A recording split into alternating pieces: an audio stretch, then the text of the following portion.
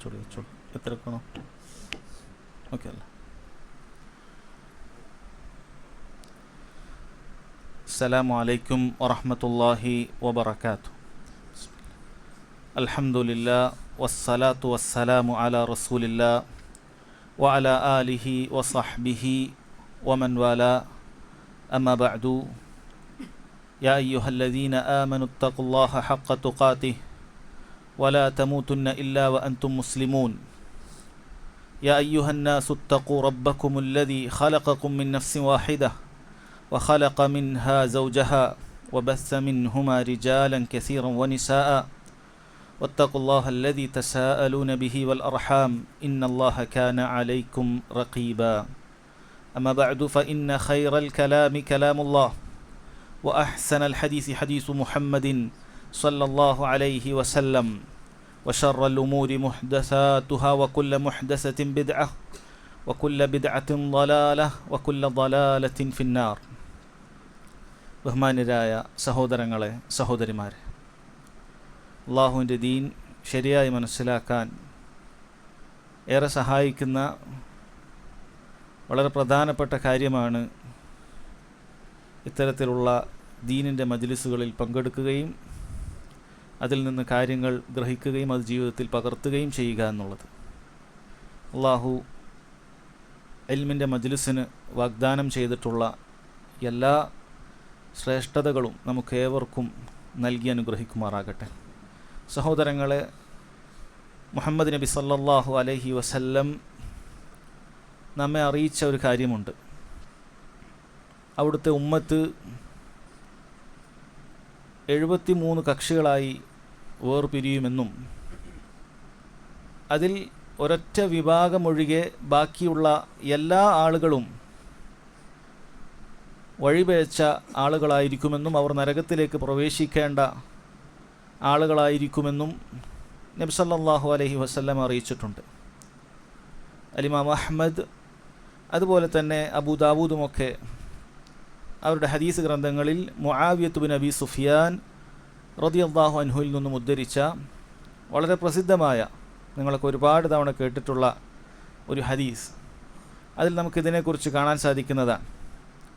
നബി സല്ലല്ലാഹു അലൈഹി വസല്ലം പറയുകയാണ്, വ ഇന്ന ഹാദിഹിൽ മില്ല, തീർച്ചയായും ഈ ഒരു ഉമ്മത്ത് സതഫ്തരിഖു അലാ 73 ഫിർഖ, അത് 73 കക്ഷികളായി ഭിന്നിക്കുന്നതാണ്. സിൻതാനി വസബ്ഊന ഫിന്നാർ, അതിൽ 72 കക്ഷികളും നരകത്തിലാണ്. വവാഹിദത്തുൻ ഫിൽ ജന്ന, അതിലൊന്ന് സ്വർഗത്തിലാണ്. വഹിയൽ ജമാഅ, അത് അൽ ജമാഅയാണ് എന്ന് പറഞ്ഞു. വേറെ ചില റിവായത്തിൽ നബി സല്ലല്ലാഹു അലൈഹി വസല്ലമയോട് സഹാബത്ത് നബി സല്ലല്ലാഹു അലൈഹി വസല്ലമയോട് ചോദിക്കുന്നുണ്ട്, മനിൽ വാഹിദ, ആരാണ് ആ രക്ഷപ്പെട്ട ഒരു വിഭാഗം എന്ന് ചോദിക്കുന്നുണ്ട്. നബി സല്ലല്ലാഹു അലൈഹി വസല്ലം അതിന് മറുപടിയും പറഞ്ഞു കൊടുത്തു, മാ അന അലൈഹിൽ യൗമ വ അസ്ഹാബി, ഞാനും എൻ്റെ സഹാബത്തും ഏതൊരു മാർഗത്തിലാണോ ഉള്ളത് ആ മാർഗത്തിലാണ് എന്നാണ് അവിടുന്ന് അറിയിച്ചത്. ഇതുപോലെ മറ്റൊരു ഹദീസിൽ സഹോദരങ്ങളെ, നബി സല്ലല്ലാഹു അലൈഹി വസല്ലം ഇങ്ങനെയുള്ള ഭിന്നിപ്പുകളും കക്ഷിത്വങ്ങളും ചേരിതിരിവുകളുമെല്ലാം ഉണ്ടാകും, ഇത് മുസ്ലിം ഉമ്മത്തിനെ ബാധിക്കാനുള്ള ഒരു രോഗമാണ്, അത് ബാധിക്കുക തന്നെ ചെയ്യും എന്ന് വ്യക്തമായി അറിയിച്ചതിന് ശേഷം അതിൻ്റെ പരിഹാരം, ആ രോഗത്തിൻ്റെ മരുന്ന് നമുക്ക് പറഞ്ഞു തന്നിട്ടുണ്ട്. ഭിന്നിക്കുന്നവരുടെ കൂടെ, പിഴക്കുന്നവരുടെ കൂടെ പിഴച്ചു പോകാതിരിക്കാൻ, കക്ഷികളായി മാറാതിരിക്കാൻ നമ്മൾ ഓരോരുത്തരും എടുക്കേണ്ട നിലപാടിനെക്കുറിച്ച് നബി സല്ലല്ലാഹു അലൈഹി വസല്ലം അറിയിച്ചത് വളരെ വ്യക്തമാണ്. അലൈക്കും ബിസുന്നതി, ഇത്തരം കക്ഷി മാത്സര്യങ്ങളും ഗ്രൂപ്പുകളുമൊക്കെ ഉണ്ടാകുന്ന സമയത്ത് നിങ്ങൾ എൻ്റെ ചര്യ പിൻപറ്റണം. വസുന്നത്തിൽ ഖുലഫാഇർ റാഷിദീൻ അൽ മഹ്ദിയീന മിൻ ബഅദി, എനിക്ക് ശേഷമുള്ള സച്ചരിതരായ അള്ളാഹുവിൻ്റെ ഹിദായത്ത് ലഭിച്ചിട്ടുള്ളവരായ ഖുലഫാ ഉർ റാഷിദീങ്ങളുടെ മാർഗവും നിങ്ങൾ പിൻപറ്റണം എന്ന് നബി സല്ലല്ലാഹു അലൈഹി വസല്ലം അറിയിച്ചു തന്നിട്ടുണ്ട്. അഥവാ അതിൻ്റെ പരിഹാരവും അവിടുന്ന് അറിയിച്ചു തന്നിട്ടുണ്ട് എന്ന് സാരം. അതുപോലെ മറ്റൊരു ഹദീസിൽ കാണാം, ലാ തസാലു ത്വായിഫത്തു മിൻ ഉമ്മതി അലൽ ഹഖ് ളാഹിരീൻ ലാ യദുറുഹും മൻ യഖ്ദലുഹും ഹത്താ യഅതി അംറുല്ലാഹ്, ഖിയാമത്ത് നാൾ വരെ, അല്ലാഹു സുബ്ഹാനഹു വ തആലയുടെ കൽപ്പന വരുന്നതുവരെ ഈ ഉമ്മത്തിൽ ഒരു വിഭാഗം സത്യത്തിൽ അടിയുറച്ചു നിൽക്കുക തന്നെ ചെയ്യും. അവരെ കൈയൊഴിഞ്ഞവരുടെ ഉപദ്രവങ്ങളൊന്നും അവർ കേൾക്കുകയില്ല. ചുറ്റുമുള്ള കക്ഷികളുടെ ഉപദ്രവം അവർ കേറ്റുകൊണ്ട് അവർ പാടെ ഭൂമിയിൽ നിന്നും ഇല്ലാതായി പോകുകയില്ല. ഖിയാമത്ത് നാൾ വരെ സത്യത്തിൻ്റെ മാർഗത്തിൽ അവർ അടിയുറച്ചുണ്ടാകുന്നതാണ് എന്ന് നബി സല്ലല്ലാഹു അലൈഹി വസല്ലം അറിയിച്ചിട്ടുണ്ട്. സഹോദരങ്ങളെ, ഇത്രയും ഹദീസുകൾ ആമുഖത്തിൽ പറഞ്ഞത് എന്തിനാണെന്ന് വെച്ച് കഴിഞ്ഞാൽ, സമൂഹത്തിൽ ഇത്തരം വിഷയങ്ങൾ വരുമ്പോൾ എല്ലാം ശരിയാണ്, എല്ലാവരിലും അവരുടേതായ ചില നന്മകളുണ്ട്, എല്ലാ ഗ്രൂപ്പുകളും ശരി തന്നെയാണ്, നമ്മൾ ആരെയും ആക്ഷേപിക്കേണ്ടതില്ല, വിമർശിക്കേണ്ടതില്ല എന്ന് പറയുന്ന ഒരു ഭാഗത്ത് കാണാൻ സാധിക്കും. എന്നാൽ ഇപ്പുറത്ത് എല്ലാവരും കണക്ക് തന്നെയാണ്, വിശ്വസിക്കാൻ പറ്റുന്ന സത്യസന്ധതയുള്ള ശരിയായ മാർഗത്തിലുള്ള ആരും തന്നെ ഇല്ല, എല്ലാം കണക്ക് തന്നെ എന്ന് പറഞ്ഞുകൊണ്ട് നമുക്കിനി ദീനിൻ്റെ കാര്യമൊന്നും ആവശ്യമില്ല, ഓരോരുത്തരും എന്തെങ്കിലുമൊക്കെ ആയിക്കോട്ടെ എന്ന് പറഞ്ഞ് എല്ലാത്തിൽ നിന്നും നിരാശ അടഞ്ഞുകൊണ്ട് അവർ മാറി നിൽക്കുന്നതും കാണാൻ സാധിക്കുന്നുണ്ട്. എന്നാൽ സഹോദരങ്ങളെ, കാര്യം അങ്ങനെയല്ല. നബി സല്ലല്ലാഹു അലൈഹി വസല്ലം അറിയിച്ചതുപോലെ തന്നെ ഖിയാമത്ത് നാൾ വരെ സത്യത്തിൽ അടിയുറച്ചു നിൽക്കുന്ന, സിറാത്തുൽ മുസ്തഖീമിൽ അടിയുറച്ചു നിൽക്കുന്ന ഒരു വിഭാഗം ഉണ്ടാകുക തന്നെ ചെയ്യും. എല്ലാവരും പിഴച്ചു പോകുകയില്ല. അല്ലാഹു തആല അവൻ അങ്ങനെയാണ് കാര്യങ്ങളെ നിശ്ചയിച്ചിട്ടുള്ളത്. എല്ലാവരും പിഴച്ചുപോയി ആർക്കും സത്യവും അസത്യവും വേർതിരിച്ചറിയാൻ പറ്റാത്ത രൂപത്തിലുള്ള അന്ധകാരത്തിലേക്ക് ഈ ഉമ്മത്ത് എത്തിച്ചേരുകയില്ല. മറിച്ച് ഹക്കും ബാത്തിലും രാവും പകലും പോലെ വളരെ വ്യക്തമാകുകയും പഠിച്ചന്വേഷിക്കുന്ന ഇഖ്ലാസുള്ള ആളുകൾക്ക്, മനസ്സിലാക്കാനുള്ള താല്പര്യം കാണിക്കുന്ന ആളുകൾക്ക് അത് വ്യക്തമാകുകയും ചെയ്യുമെന്നുള്ളത് തീർച്ചയായിട്ടുള്ള കാര്യമാണ്. നോക്കൂ, അല്ലാഹു സുബ്ഹാനഹു വ തആല പറയുന്നത്, വഅന്ന ഹാദാ സിറാത്തി മുസ്തഖീമ ഫത്തബിഊഹു, തീർച്ചയായും ഇതാണ് എൻ്റെ സിറാത്തുൽ മുസ്തഖീം, നേരായ പാത ഇതാണ്. ഫത്തബിഊഹു, നിങ്ങൾ അതിനെ പിൻപറ്റുക തന്നെ വേണം. നേരായ പാത എന്ന് പറയുന്നത് ഒന്നുണ്ട്, അത് നിങ്ങൾ പിൻപറ്റുക തന്നെ വേണം. വലാ തത്തബിഉസ് സുബുൽ, അനേകം മാർഗങ്ങളെ നിങ്ങൾ പിൻപറ്റാൻ പാടില്ല. ഒരുപാട് വഴികേടിൻ്റെ മാർഗങ്ങൾ അനേകമാണ്, എന്നാൽ സത്യത്തിൻ്റെ മാർഗം ഒന്നു മാത്രമാണ്. വഴികേടിൻ്റെ മാർഗങ്ങൾ ഫതഫറഖ ബികും അൻ സബീലിഹി, അല്ലാഹു സുബ്ഹാനഹു വ തആലയുടെ മാർഗത്തിൽ നിന്നും നിങ്ങളെ തെറ്റിച്ച് കളയുന്നതാണ്. വഴികേടിൻ്റെ മാർഗത്തിലേക്ക് പ്രവേശിച്ചാൽ എങ്ങനെയെങ്കിലുമൊക്കെ ചുറ്റിത്തിരിഞ്ഞ് ഹക്കിൻ്റെ മാർഗത്തിലേക്ക് എത്താം എന്നാരും വിചാരിക്കേണ്ടതില്ല. വഴികേടിലുള്ളവർ വഴികേടിൽ തുടർന്നാൽ അവർ ആ വഴി നരകത്തിലേക്ക് തന്നെയാണ് പ്രവേശിക്കുക. വഴികേടിൻ്റെ വഴി വേറെയാണ്, ഹക്കിൻ്റെ വഴി വേറെയാണ് എന്ന് നമ്മൾ മനസ്സിലാക്കണം. അതുകൊണ്ട് തന്നെ സഹോദരങ്ങളെ, ഹക്കും ബാത്തിലും വേർതിരിച്ചു മനസ്സിലാക്കാൻ നാം നന്നായി പരിശ്രമിക്കണം. കാര്യം നമ്മുടെ സ്വർഗത്തിൻ്റെയും നരകത്തിൻ്റെയും തീരുമാനിക്കപ്പെടുന്ന വിഷയമാണ്. നിസ്സാരമായി ലാഘവത്തോടുകൂടി കാണേണ്ട വിഷയമല്ല ഇത്. എല്ലാം കണക്കാണ്, അല്ലെങ്കിൽ എല്ലാത്തിലും നന്മയുണ്ട് എന്ന് പറഞ്ഞ് ലാഘവമായ ഒരു ഭാവമെടുക്കേണ്ട, തീരുമാനമെടുക്കേണ്ട വിഷയമല്ല. നോക്കൂ, ആളുകൾ ദുനിയാവിൻ്റെ അവരുടെ ഉൽപ്പന്നം വാങ്ങാൻ വേണ്ടി കാണിക്കുന്ന ജാഗ്രത എത്രയാണ്. അല്ലെ, അവനൊരു 15,000 20,000 രൂപയൊക്കെ കൊടുത്ത് ഒരു മൊബൈൽ ഫോൺ വാങ്ങണമെങ്കിൽ അറിവുള്ള ധാരാളം പേരുടെ കൂടെ അടുക്കൽ അവൻ അത് അന്വേഷിക്കുന്നതായിരിക്കും. എത്ര സ്റ്റോറേജ് വേണം, എങ്ങനെയുള്ള സ്ക്രീനാണ് വേണ്ടത്, എത്ര ചാർജ് നിൽക്കും, എന്തൊക്കെയാണ് അതിലുള്ള ഫീച്ചേഴ്സ്, ഇതൊക്കെ അന്വേഷിച്ച് പഠിച്ച് കൃത്യമായിട്ട് ഒരല്പം 15,000 രൂപ മാത്രം ഇത് ചിലവഴിക്കുന്ന സമയത്ത് മനുഷ്യൻ അത്രയും അന്വേഷിക്കും. കാരണം അവന് വിലയുണ്ട്. പക്ഷേ പല ആളുകൾക്കും ദീനിൻ്റെ വിഷയത്തിൽ വളരെ നിസ്സാരമായ ഭാവമാണ്. അത് പാഴായിപ്പോയാൽ വലിയ വിഷയമൊന്നുമില്ല, എങ്ങനെയെങ്കിലൊക്കെ മരിച്ചുപോയാൽ മതി, എങ്ങനെയെങ്കിലൊക്കെ ജീവിച്ച് മരിച്ചുപോയാൽ മതി എന്നുള്ള ധാരണയിലാണ് പലരുമുള്ളത്. സഹോദരങ്ങളെ, ഒരിക്കലും നമ്മൾ അങ്ങനെ ആയിക്കൂടാ. കാര്യം ശരിക്കും മനസ്സിലാക്കണം. സത്യത്തിൻ്റെ വഴി ഒന്നേ ഉള്ളൂ, അത് തന്നെ പിൻപറ്റണം. അള്ളാഹു അങ്ങനെയാണ് നമ്മോട് കൽപ്പിച്ചത്. വഴികേടിൻ്റെ വഴി ധാരാളമുണ്ട്, അതെല്ലാം നിങ്ങളെ സത്യത്തിൻ്റെ മാർഗത്തിൽ നിന്നും തെറ്റിക്കുന്നത് തന്നെയാണ്, അതിലൊന്നിലും ഖൈറില്ല എന്ന് അല്ലാഹു സുബ്ഹാനഹു വ തആല അറിയിച്ചിട്ടുള്ള കാര്യമാണ്. അതുകൊണ്ട് തന്നെ സഹോദരങ്ങളെ, അത് വളരെ ഗൗരവത്തിൽ നമ്മൾ എടുക്കുക. ഇന്ന് സംസാരിക്കാൻ ഉദ്ദേശിച്ച വിഷയത്തിലേക്ക് പ്രവേശിക്കുന്നതിനു മുമ്പ് വിശദമായിട്ടല്ലെങ്കിലും ചുരുങ്ങിയ രൂപത്തിൽ യഥാർത്ഥ സത്യത്തിൻ്റെ മാർഗത്തിൽ അടിയുറച്ചു നിൽക്കുന്ന ആളുകളുടെ അല്ലെങ്കിൽ കക്ഷികളുടെ ചില പ്രധാനപ്പെട്ട അടയാളങ്ങൾ നിങ്ങളെ കേൾപ്പിക്കാം. പണ്ഡിതന്മാരെല്ലാവരും സൂചിപ്പിച്ചിട്ടുള്ള കാര്യമാണത്. സത്യത്തിൻ്റെ മാർഗത്തിൽ അടിയുറച്ചു നിൽക്കുന്ന ആളുകൾക്ക് ഈ അടയാളങ്ങളാണ് ഉണ്ടാവുക. ഏതെങ്കിലും ഗ്രൂപ്പിൻ്റെ പേരല്ല, ഏതെങ്കിലും ഒരു കക്ഷിയുടെ പേരല്ല, അല്ലെങ്കിൽ ഒരു ഷെയ്ഖിൻ്റെ പേരല്ല. ആ ഷെയ്ഖിൻ്റെ കീഴിൽ ഒതുങ്ങിയാൽ അവൻ സത്യത്തിൻ്റെ മാർഗത്തിലായി, അല്ലെങ്കിൽ ഇന്ന ഗ്രൂപ്പിൽ മെമ്പർഷിപ്പ് എടുത്താൽ അവൻ സത്യത്തിൻ്റെ ആളായി. അങ്ങനെയല്ല. അവർക്ക് ചില അടയാളങ്ങളുണ്ട്. ഖുർആനിലും സുന്നത്തിലും അവരുടെ അടയാളങ്ങൾ വന്നിട്ടുണ്ട്. ആ കാര്യമാണ് സഹോദരങ്ങളെ ആദ്യമായി ഓർമ്മപ്പെടുത്തുന്നത്. കാരണം പിന്നീട് വഴികേടിൻ്റെ കക്ഷികളെക്കുറിച്ച് സംസാരിക്കുന്ന സമയത്ത് നിങ്ങൾക്ക് തന്നെ ഈ അടയാളങ്ങൾ വഴി ഞാൻ പറയുന്നതും പറയാത്തതുമായ മറ്റ് കക്ഷികളെക്കുറിച്ചും മനസ്സിലാക്കാൻ സാധിക്കുന്നതാണ്. അതിലൊന്നാമത്തെ കാര്യം സഹോദരങ്ങളെ, സത്യത്തിൻ്റെ ആളുകളുടെ മഹത്തരമായൊരു അടയാളത്തിൽപ്പെട്ടതാണ് അവർ തൗഹീദിനെ മുറുകെ പിടിക്കുന്നവരായിരിക്കും എന്നത്. ഇബാദത്തിൽ അള്ളാഹു സുബ്ഹാനഹു വ തആലയെ ഏകനാക്കുന്നവരായിരിക്കും. ഇബാദത്തിൻ്റെ മുഴുവൻ അംശങ്ങളും അള്ളാഹു സുബ്ഹാനഹു വ തആലക്ക് മാത്രമേ അവർ അർപ്പിക്കുകയുള്ളൂ. പ്രാർത്ഥനയാകട്ടെ, സഹായതേട്ടമാകട്ടെ, അവർ അറിവ് നടത്തുന്നതാകട്ടെ, ഭരമേൽപ്പിക്കുന്ന കാര്യമാകട്ടെ, നേർച്ചയാകട്ടെ, എന്തുമാകട്ടെ, ഇബാദത്തിൻ്റെ അംശമുള്ള ഏതമലും അള്ളാഹു സുബ്ഹാനഹു വ തആലക്ക് മാത്രമേ അവർ നൽകുകയുള്ളൂ. സത്യത്തിൻ്റെ ആളുകളുടെ ഏറ്റവും പ്രധാനപ്പെട്ട ലക്ഷ്യമാണിത്. ഇബാദത്തുകൾ അള്ളാഹു അല്ലാത്ത ആളുകൾക്ക് അർപ്പിക്കുന്നവരുണ്ടോ? പ്രാർത്ഥനയും സഹായതേട്ടവും ഇസ്തിഗാസയും അള്ളാഹു അല്ലാത്ത ആളുകളിലേക്ക് തിരിക്കുന്നവരുണ്ടോ? അവർ ഹക്കിൻ്റെ മാർഗത്തിലല്ല. അള്ളാഹു സുബ്ഹാനഹു വ തആല നമ്മെ പടച്ചത് തന്നെ അവനെ മാത്രം ഇബാദത്ത് ചെയ്യാനാണ്. വമാ ഖലഖതുൽ ജിന്ന വൽ ഇൻസ ഇല്ലാ ലിയഅ്ബുദൂൻ. ജിന്നുവർഗത്തെയും മനുഷ്യവർഗത്തെയും എന്നെ മാത്രം ഇബാദത്ത് ചെയ്യാനല്ലാതെ ഞാൻ പടച്ചിട്ടില്ല എന്ന് അള്ളാഹു സുബ്ഹാനഹു വ തആല പറയുമ്പോൾ അതിനെതിരായി വർത്തിക്കുന്ന ആളുകൾ ഒരിക്കലും സത്യത്തിൻ്റെ മാർഗത്തിൽപ്പെട്ടവരല്ല. വഖളാ റബ്ബുക അല്ലാ തഅ്ബുദു ഇല്ലാ ഇയ്യാഹ് വബിൽ വാലിദൈനി ഇഹ്സാന. അള്ളാഹു സുബ്ഹാനഹു വ തആല അവൻ വിധിച്ചിട്ടുള്ള കാര്യമാണ്. അവനെ മാത്രമേ നിങ്ങൾ വിളിച്ചു പ്രാർത്ഥിക്കാവൂ, അവനോട് മാത്രമേ ഇബാദത്ത് ചെയ്യാവൂ. മാതാപിതാക്കൾക്ക് നിങ്ങൾ സുഹൃതം ചെയ്യണം. അള്ളാഹു തആല ആദ്യമായി കൽപ്പിച്ച കാര്യം അള്ളാഹുവിനെ മാത്രമേ ഇബാദത്ത് ചെയ്യാവൂ എന്നാണ്. പിന്നെ നോക്കൂ സഹോദരങ്ങൾ, നമ്മളൊക്കെ ഓരോ നിസ്കാരത്തിൻ്റെ പ്രാരംഭ പ്രാർത്ഥനകളിൽ ഒരു പ്രാർത്ഥനയാണല്ലോ വജ്ജഹ്തു എന്ന് തുടങ്ങുന്ന പ്രാർത്ഥന. പലരും അത് പ്രാർത്ഥിക്കാറുണ്ട്. അതിൽ നമ്മൾ പറയുന്നത് ഖുർആനിൽ ഒരു ആയത്താണത്.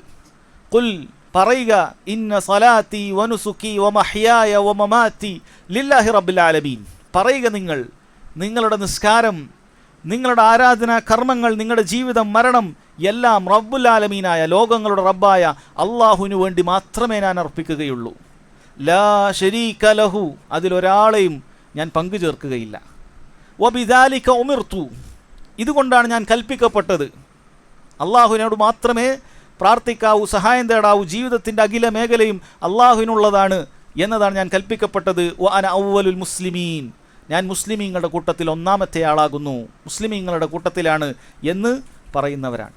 അപ്പോൾ ഹക്കിൻ്റെ ആളുകളുടെ ഒന്നാമത്തെ ലക്ഷണം എന്ന് പറയുന്നത് സഹോദരങ്ങളെ, അവർ തൗഹീദിന് പ്രാധാന്യം കൊടുക്കുന്നവരാണ്, തൗഹീദ് പഠിക്കുന്നവരാണ്, അത് മുറുകെ പിടിക്കുന്നവരാണ്. ജീവിതത്തിൻ്റെ ഏത് മേഖലയിലും തൗഹീദ് വിട്ടുകൊണ്ടുള്ള ഒരു കളി അവർക്കില്ല. തൗഹീദിലൊരു അഡ്ജസ്റ്റ്മെൻറ്റ് അവരൊരിക്കലും നടത്തുകയില്ല. കാരണം അവൻ്റെ ജീവിത ലക്ഷ്യമാണ് തൗഹീദിലായി ജീവിക്കുക എന്നുള്ളത്. അവൻ അവസാനം മരിച്ചു പോകേണ്ടതും ആ തൗഹീദിലായിക്കൊണ്ടാണ്. അതുകൊണ്ട് തന്നെ അതിനിടയിലുള്ള ജീവിതം മുഴുവനും അവൻ തൗഹീദിലായിരിക്കും. ഒരു ഘട്ടത്തിലും അതിനുവേണ്ടി അവൻ തൻ്റെ ജീവിതം കളഞ്ഞുകുളിക്കുകയില്ല. ആ തൗഹീദ് സാക്ഷാത്കരിക്കാൻ പറ്റാത്ത സാഹചര്യം വന്നാൽ, ഒരുപക്ഷെ നാടും വീടും വിട്ടുപോകേണ്ട അവസ്ഥ വന്നാൽ, നബി സല്ലല്ലാഹു അലൈഹി വസല്ലമയുടെയും സഹാബത്തിൻ്റെയും മാതൃക അനുസരിച്ച് ഒരുപക്ഷെ അവന് പോകേണ്ടി വന്നാലും തൗഹീദ് അവൻ അതിനേക്കാളും വലുത് തന്നെയാണ്. അവൻ്റെ നാടും വീടും അവൻ്റെ മറ്റ് ദുന്യവ്യായ കാര്യങ്ങളുമെല്ലാം അവന് നിസ്സാരമാണ്. കാരണം അവൻ ഈ ദുനിയാവിലേക്ക് പടക്കപ്പെട്ടത് ആ തൗഹീദിനു വേണ്ടി മാത്രമാണ്. രണ്ടാമത്തെ കാര്യം സഹോദരങ്ങളെ, ഇത്തരത്തിലുള്ള സത്യത്തിൻ്റെ കക്ഷികളിലൂടെ അടയാളത്തിൽപ്പെട്ടത് അവർ തൗഹീദിലേക്ക് ക്ഷണിക്കുന്നവരായിരിക്കും. ഷിർക്കിൽ നിന്നും ജനങ്ങളെ താക്കീത് ചെയ്യുന്നവരായിരിക്കും. കാരണം അതാണ് മുഴുവൻ അമ്പിയാക്കളുടെയും ദഅവത്തിൻ്റെ മാർഗം. അവർ തൗഹീദിലേക്ക് ക്ഷണിക്കാനും ആളുകളെ ഷിർക്കിൽ നിന്നും രക്ഷപ്പെടുത്താനും വേണ്ടി ദഅവത്ത് ചെയ്തവരാണ്. മറ്റു കാര്യങ്ങളല്ല, രാഷ്ട്രീയത്തിലേക്കല്ല, മറ്റെന്തെങ്കിലും ദുന്യവിയായ ക്ഷേമ പ്രവർത്തനങ്ങളിലേക്കല്ല. ഇതൊന്നും പരമപ്രധാനമായ അമ്പിയാക്കളുടെ നിയോഗത്തിൻ്റെ ലക്ഷ്യമല്ല. അമ്പിയാക്കളുടെ നിയോഗത്തിൻ്റെ ലക്ഷ്യം അല്ലാഹു സുബ്ഹാനഹു വ തആലയാണ് നമുക്ക് പറഞ്ഞു തരേണ്ടത്. അള്ളാഹു പറഞ്ഞല്ലോ, വലഖദ് ബഅസ്നാ ഫീ കുല്ലി ഉമ്മത്തിർ റസൂല. അള്ളാഹു സുബ്ഹാനഹു വ തആല ഈ കഴിഞ്ഞുപോയ എല്ലാ സമുദായത്തിലേക്കും റസൂലുമാരെ നിയോഗിച്ചിട്ടുണ്ട്, അള്ളാഹു അയച്ചിട്ടുണ്ട്. അൻ ഇഅ്ബുദുല്ലാഹ വജ്തനിബുത് താഗൂത്ത്. അവർ അള്ളാഹുവിനെ മാത്രമേ വിളിച്ചു പ്രാർത്ഥിക്കാവൂ, അവന് പുറമേ വിളിച്ചു പ്രാർത്ഥിക്കപ്പെടുന്ന സകല താഗൂത്തുകളെയും ഉപേക്ഷിക്കണം എന്നായിരുന്നു അവർ സകല അമ്പിയാക്കളും അവരുടെ ജനവിഭാഗത്തോട് കൽപ്പിച്ചിട്ടുള്ളത്, ദഅവത്ത് നടത്തിയിട്ടുള്ളത്. നോക്കൂ, അള്ളാഹു സുബ്ഹാനഹു വ തആല അവൻ നബി സല്ലല്ലാഹു അലൈഹി വസല്ലമയോടും കൂടെയുള്ള സഹാബത്തിനോടും ഖിയാമത്ത് നാൾ വരെയുള്ള മുഴുവൻ മുസ്ലിമീങ്ങളോടും ഈ മാർഗം തന്നെ പിൻപറ്റാൻ പറഞ്ഞിട്ടുണ്ട്. ഖുൽ നബിയെ പറയുക, ഹാദിഹി സബീലി, ഇതാകുന്നു എൻ്റെ മാർഗം, അദ്ഉ ഇലല്ലാഹ്, ഞാൻ അള്ളാഹുലേക്ക് ക്ഷണിക്കുന്നവനാണ്. അള്ളാഹുവിനെ മാത്രം വിളിച്ചു പ്രാർത്ഥിക്കാൻ, അള്ളാഹുവിനോട് മാത്രം സഹായം തേടാൻ, അള്ളാഹുവിൻ്റെ ദീനിലേക്കാണ് ഞാൻ ക്ഷണിക്കുന്നത്, മറ്റ് കക്ഷികളിലേക്കോ വ്യക്തികളിലേക്കോ അല്ല. അദ്ഉ ഇലല്ലാഹ് വളരെ വ്യക്തമാണ്. ദഅവത്ത് അള്ളാഹുലേക്കായിരിക്കണം, എന്നിലേക്കാകാൻ പാടില്ല, ക്ഷണിക്കുന്നവനിലേക്കാകാൻ പാടില്ല.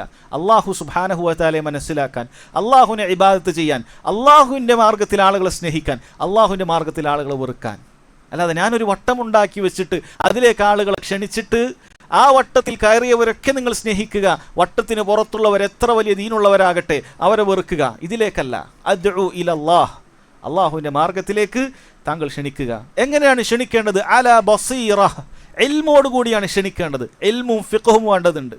ദീനിൻ്റെ മാർഗത്തിലേക്ക് ക്ഷണിക്കേണ്ടത് ജഹലിൻ്റെ അടിസ്ഥാനത്തിലല്ല, കള്ളക്കഥകളുടെ അടിസ്ഥാനത്തിലല്ല, ആരോ സ്വപ്നം കണ്ടതിൻ്റെ അടിസ്ഥാനത്തിൽ പറഞ്ഞ വ്യാഖ്യാനങ്ങൾക്കനുസരിച്ചിട്ടല്ല ആളുകളെ ദീനിൻ്റെ മാർഗത്തിലേക്ക് ക്ഷണിക്കേണ്ടത്.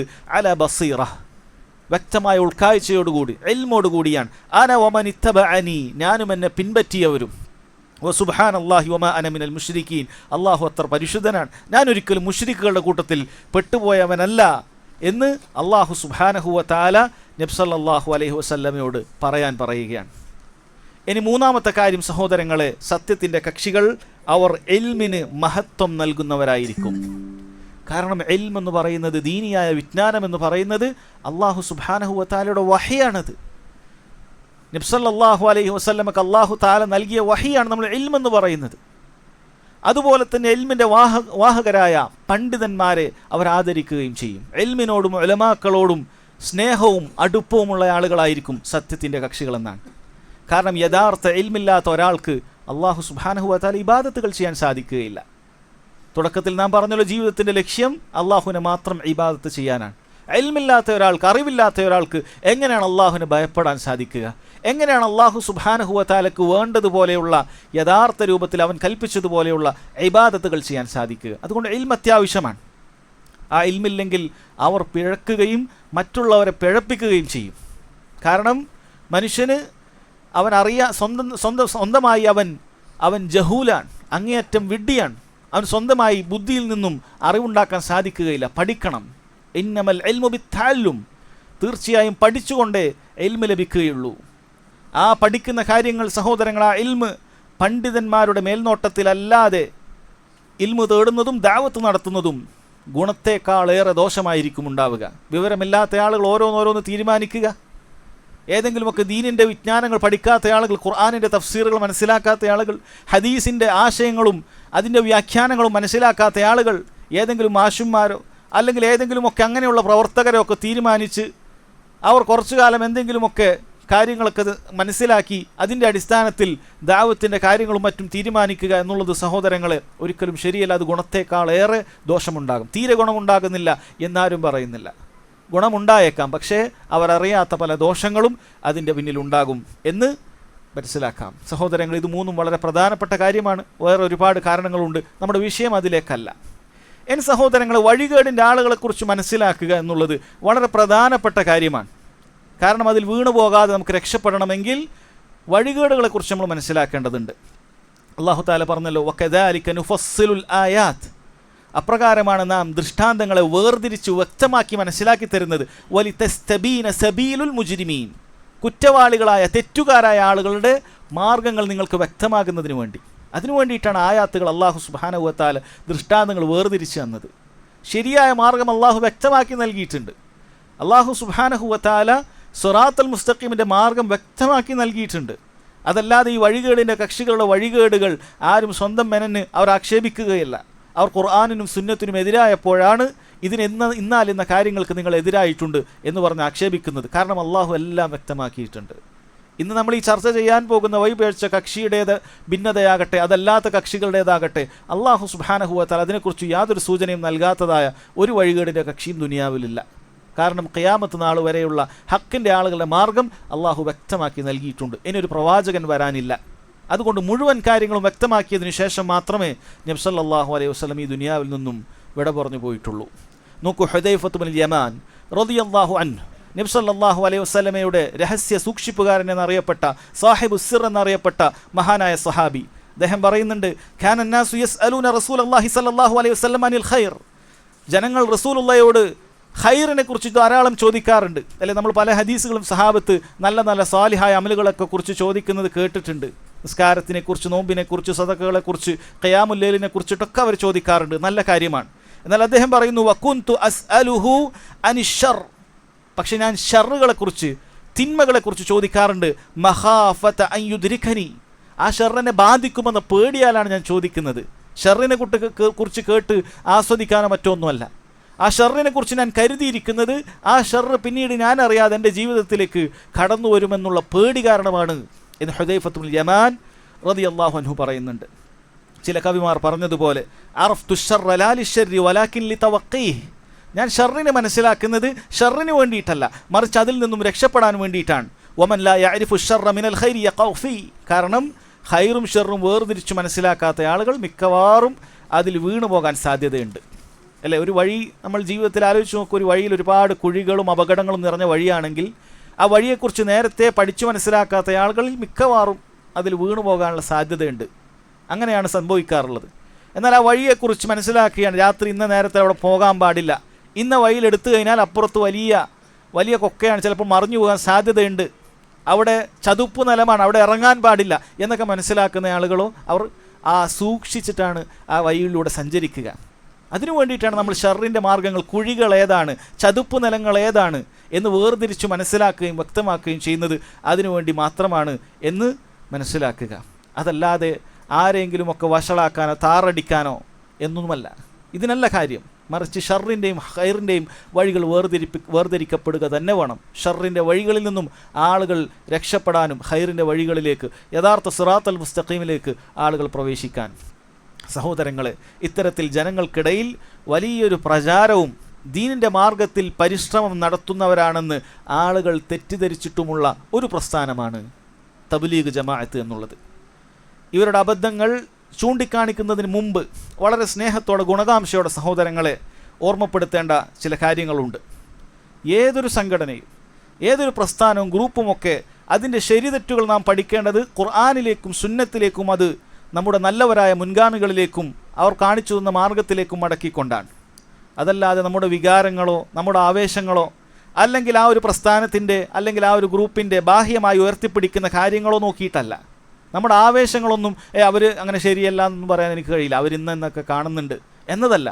അല്ല, നമുക്ക് അവരോട് എനിക്ക് നല്ല ഉപകാരങ്ങളൊക്കെ ചെയ്യുന്നത് പോലെ കാണുന്നുണ്ട് എന്ന് നിൻ്റെ തോന്നലുകളും നിൻ്റെ വികാരങ്ങളും നിൻ്റെ ആവേശങ്ങളും അവർ ബാഹ്യമായി ഉയർത്തിപ്പിടിക്കുന്ന ചില മുദ്രാവാക്യങ്ങളും അല്ല. മറിച്ച് ഏതൊരു കാര്യവും വിലയിരുത്തപ്പെടേണ്ടത് നമ്മൾ മനസ്സിലാക്കുക അത് ഖുർആനിലേക്കും സുന്നത്തിലേക്കും മടക്കിയിട്ടാണ്. അല്ലാഹു തആല പറഞ്ഞല്ലോ, ഫഇൻ തനാസഅതും ഫീ ഷൈഇൻ, നിങ്ങൾ ഇത് കേൾക്കുന്ന ആളുകൾ, ഭിന്നിപ്പിലൊക്കെ അകപ്പെട്ടു പോകുന്ന മനുഷ്യർ, നിങ്ങൾ വല്ല കാര്യത്തിലും അങ്ങോട്ടും ഇങ്ങോട്ടും അഭിപ്രായ വ്യത്യാസമുണ്ടായാൽ ഫറുദ്ദുഹു ഇലല്ലാഹി വർ റസൂൽ, നിങ്ങൾ അള്ളാഹുവിലേക്കും അവൻ്റെ റസൂലിലേക്കും മടക്കണം. ഇൻ കുൻതും തുഅ്മിനൂന ബില്ലാഹി വൽ യൗമിൽ ആഖിർ, നിങ്ങൾ അള്ളാഹുവിലും അന്ത്യദിനത്തിലുമൊക്കെ വിശ്വസിക്കുന്നുണ്ട് എന്നാണല്ലോ പറയുന്നത്, എങ്കിൽ അങ്ങനെയാണ് നിങ്ങൾ ചെയ്യേണ്ടത്. നിങ്ങൾ അള്ളാഹുവിലേക്കും അവൻ്റെ റസൂലിലേക്കും മടക്കണം. അതല്ലാതെ നിങ്ങൾക്ക് നിങ്ങളുടെ മനസ്സിന് അത് ശരിയാണെന്ന് പറയാൻ പറ്റൂല, അത് തെറ്റാണെന്ന് എനിക്ക് തോന്നുന്നുണ്ട്, അല്ലെങ്കിൽ അത് ശരിയല്ല എന്നൊക്കെ നിങ്ങളുടെ മനസ്സിന് തോന്നുന്നതല്ല. അള്ളാഹുവിൻ്റെയും അവൻ്റെ റസൂലിലേക്കും നിങ്ങൾ മടക്കുക. ദാലിക ഖൈറു വ അഹ്സനു തഅ്വീല, കാരണം അതാണ് നിങ്ങൾക്ക് ഉത്തമമായിട്ടുള്ളത്, കൂടുതൽ നല്ല പര്യവസാനം നിങ്ങൾക്ക് ലഭിക്കുന്നതും അത് തന്നെയായിരിക്കും എന്ന് അള്ളാഹു സുബ്ഹാനഹു വ തആല അറിയിക്കുകയാണ്. ഈ സഹോദരങ്ങളെ, ആരാണ് നമ്മൾ ഇന്ന് ചർച്ച ചെയ്യാൻ പോകുന്ന തബ്ലീഗ് ജമാഅത്ത് എന്ന് പറയുന്ന വിഭാഗം ആരാണ്? യഥാർത്ഥത്തിൽ ഒരു പരിചയപ്പെടുത്തൽ ആവശ്യമില്ലാത്ത വിധം ലോകത്തിൻ്റെ വിവിധ ഭാഗങ്ങളിൽ കാണപ്പെടുന്ന ഒരു കൂട്ടായ്മയാണ് തബ്ലീഗ് ജമാഅത്ത്. ഏതെങ്കിലും ഒരു നാട്ടിലെ ആളുകൾക്ക് അവരെക്കുറിച്ച് തീരെ അറിയാതിരിക്കുക എന്നുള്ളത് വളരെ സാധ്യത കുറവാണ്. കേവലം 90 അല്ലെങ്കിൽ 100 വർഷങ്ങൾക്ക് മുമ്പ് ഇന്ത്യയിലെ മേവാത്ത് എന്ന് പറയുന്ന ഈസ്റ്റ് പഞ്ചാബിലെ ഒരു പ്രദേശത്ത് മുഹമ്മദ് ഇല്യാസ് എന്ന് പറയുന്ന ഒരാൾ അത് സ്ഥാപിക്കുകയും പിന്നീട് സക്കരിയ സാഹിബ് എന്നവർ പറയുന്ന സക്കരിയ എന്ന വ്യക്തി അയാളുടെ ചില കിനാവിൻ്റെ അടിസ്ഥാനത്തിൽ, സ്വപ്നങ്ങളുടെ അടിസ്ഥാനത്തിൽ അതിന് ചില മാറ്റത്തിരുത്തലുകളൊക്കെ വരുത്തി ഇന്ന് കാണുന്ന രൂപത്തിൽ അതിൻ്റെ ചില നീക്കുപോക്കങ്ങളൊക്കെ ആക്കി ഒരു പ്രസ്ഥാനമാക്കി കൊണ്ടുവന്നതാണത്. ചില ആളുകൾക്ക് തെറ്റിദ്ധരിക്കുന്ന തബ്ലീഗ് എന്ന് പറയുന്നത് ഏതോ സഹാബത്തിൻ്റെ കാലം മുതലേ ഉള്ളതാണ്. അല്ല, 100 വർഷമായിട്ടില്ല. അവർ ഇന്ത്യയിലാണ് അതിന് ജന്മം കൊണ്ടിട്ടുള്ളത്. പല പേച്ച കക്ഷികളും ഇന്ത്യയിൽ ജന്മം കൊണ്ടിട്ടുണ്ട്. ഖാദിയാനികളെ പോലെയുള്ള പല കക്ഷികളും, മൗദൂദിയുടെ കക്ഷികളെ പോലെയുള്ളത് പലതും ഇന്ത്യയിൽ ജന്മം കൊണ്ടിട്ടുണ്ട്. അതുപോലെ 100 വർഷത്തിന് താഴെ മാത്രം ജന്മമുള്ള ഒരു വിഭാഗം ആളുകളാണ് അവർ. ഇനി തബ്ലീഗുകാർ കൊണ്ടു നടക്കുന്ന ഈ താലീബ് കിതാബുകളെന്ന് പറയുന്ന പല ഫളായിൽ അമലുകളുടെ മഹത്വങ്ങൾ, ഹജ്ജിൻ്റെ മഹത്വങ്ങൾ, സദക്കയുടെ മഹത്വങ്ങൾ, ഇങ്ങനെയുള്ള താലീം കിതാബുകളൊക്കെ നാം ഈ രണ്ടാമത് പറഞ്ഞ സക്കരിയ സാഹിബ് എന്ന് പറയുന്ന വ്യക്തിയാണ് അത് രചിച്ചിട്ടുള്ളത്. തനിച്ച സൂഫിയത്തും കെട്ടിയുണ്ടാക്കിയ ഒരുപാട് ഹദീസുകളും നിറഞ്ഞതാണ് യഥാർത്ഥത്തിൽ ഈ കിതാബുകൾ. വഴിയെ നാം അതിലേക്ക് ഇൻഷാ അള്ളാഹ് പ്രവേശിക്കുന്നതാണ്. നോക്കൂ ഇനി സഹോദരങ്ങളെ, ഈ കിതാബ് എഴുതിയ വ്യക്തിയെക്കുറിച്ച് ചെറിയൊരു പരിചയം കിട്ടിയാൽ നിങ്ങൾക്ക് ഈ കിതാബിൽ എന്തുമാത്രം അല്ലെങ്കിൽ ഇത്രമാത്രം ളുൽമുകൾ എങ്ങനെ ഉണ്ടായി എന്നുള്ളത് വളരെ വ്യക്തമായി മനസ്സിലാക്കാൻ സാധിക്കും. ആരായിരുന്നു ഈ സക്കരിയ സാഹിബ് എന്ന് പറയുന്ന ഇവർ? വളരെ ആവേശത്തോടുകൂടി ചില ആളുകളൊക്കെ ആ കിതാബ് അവരുടെ ബാഗിലേക്ക് എടുത്തു വെക്കുമ്പോഴും തിരിച്ച് എടുക്കുമ്പോഴും ഒക്കെ അതിന് ചില ചുംബിക്കുകയൊക്കെ ചെയ്യുന്ന ചില ആളുകളുണ്ട്, അതിരുവിട്ട ആളുകൾ.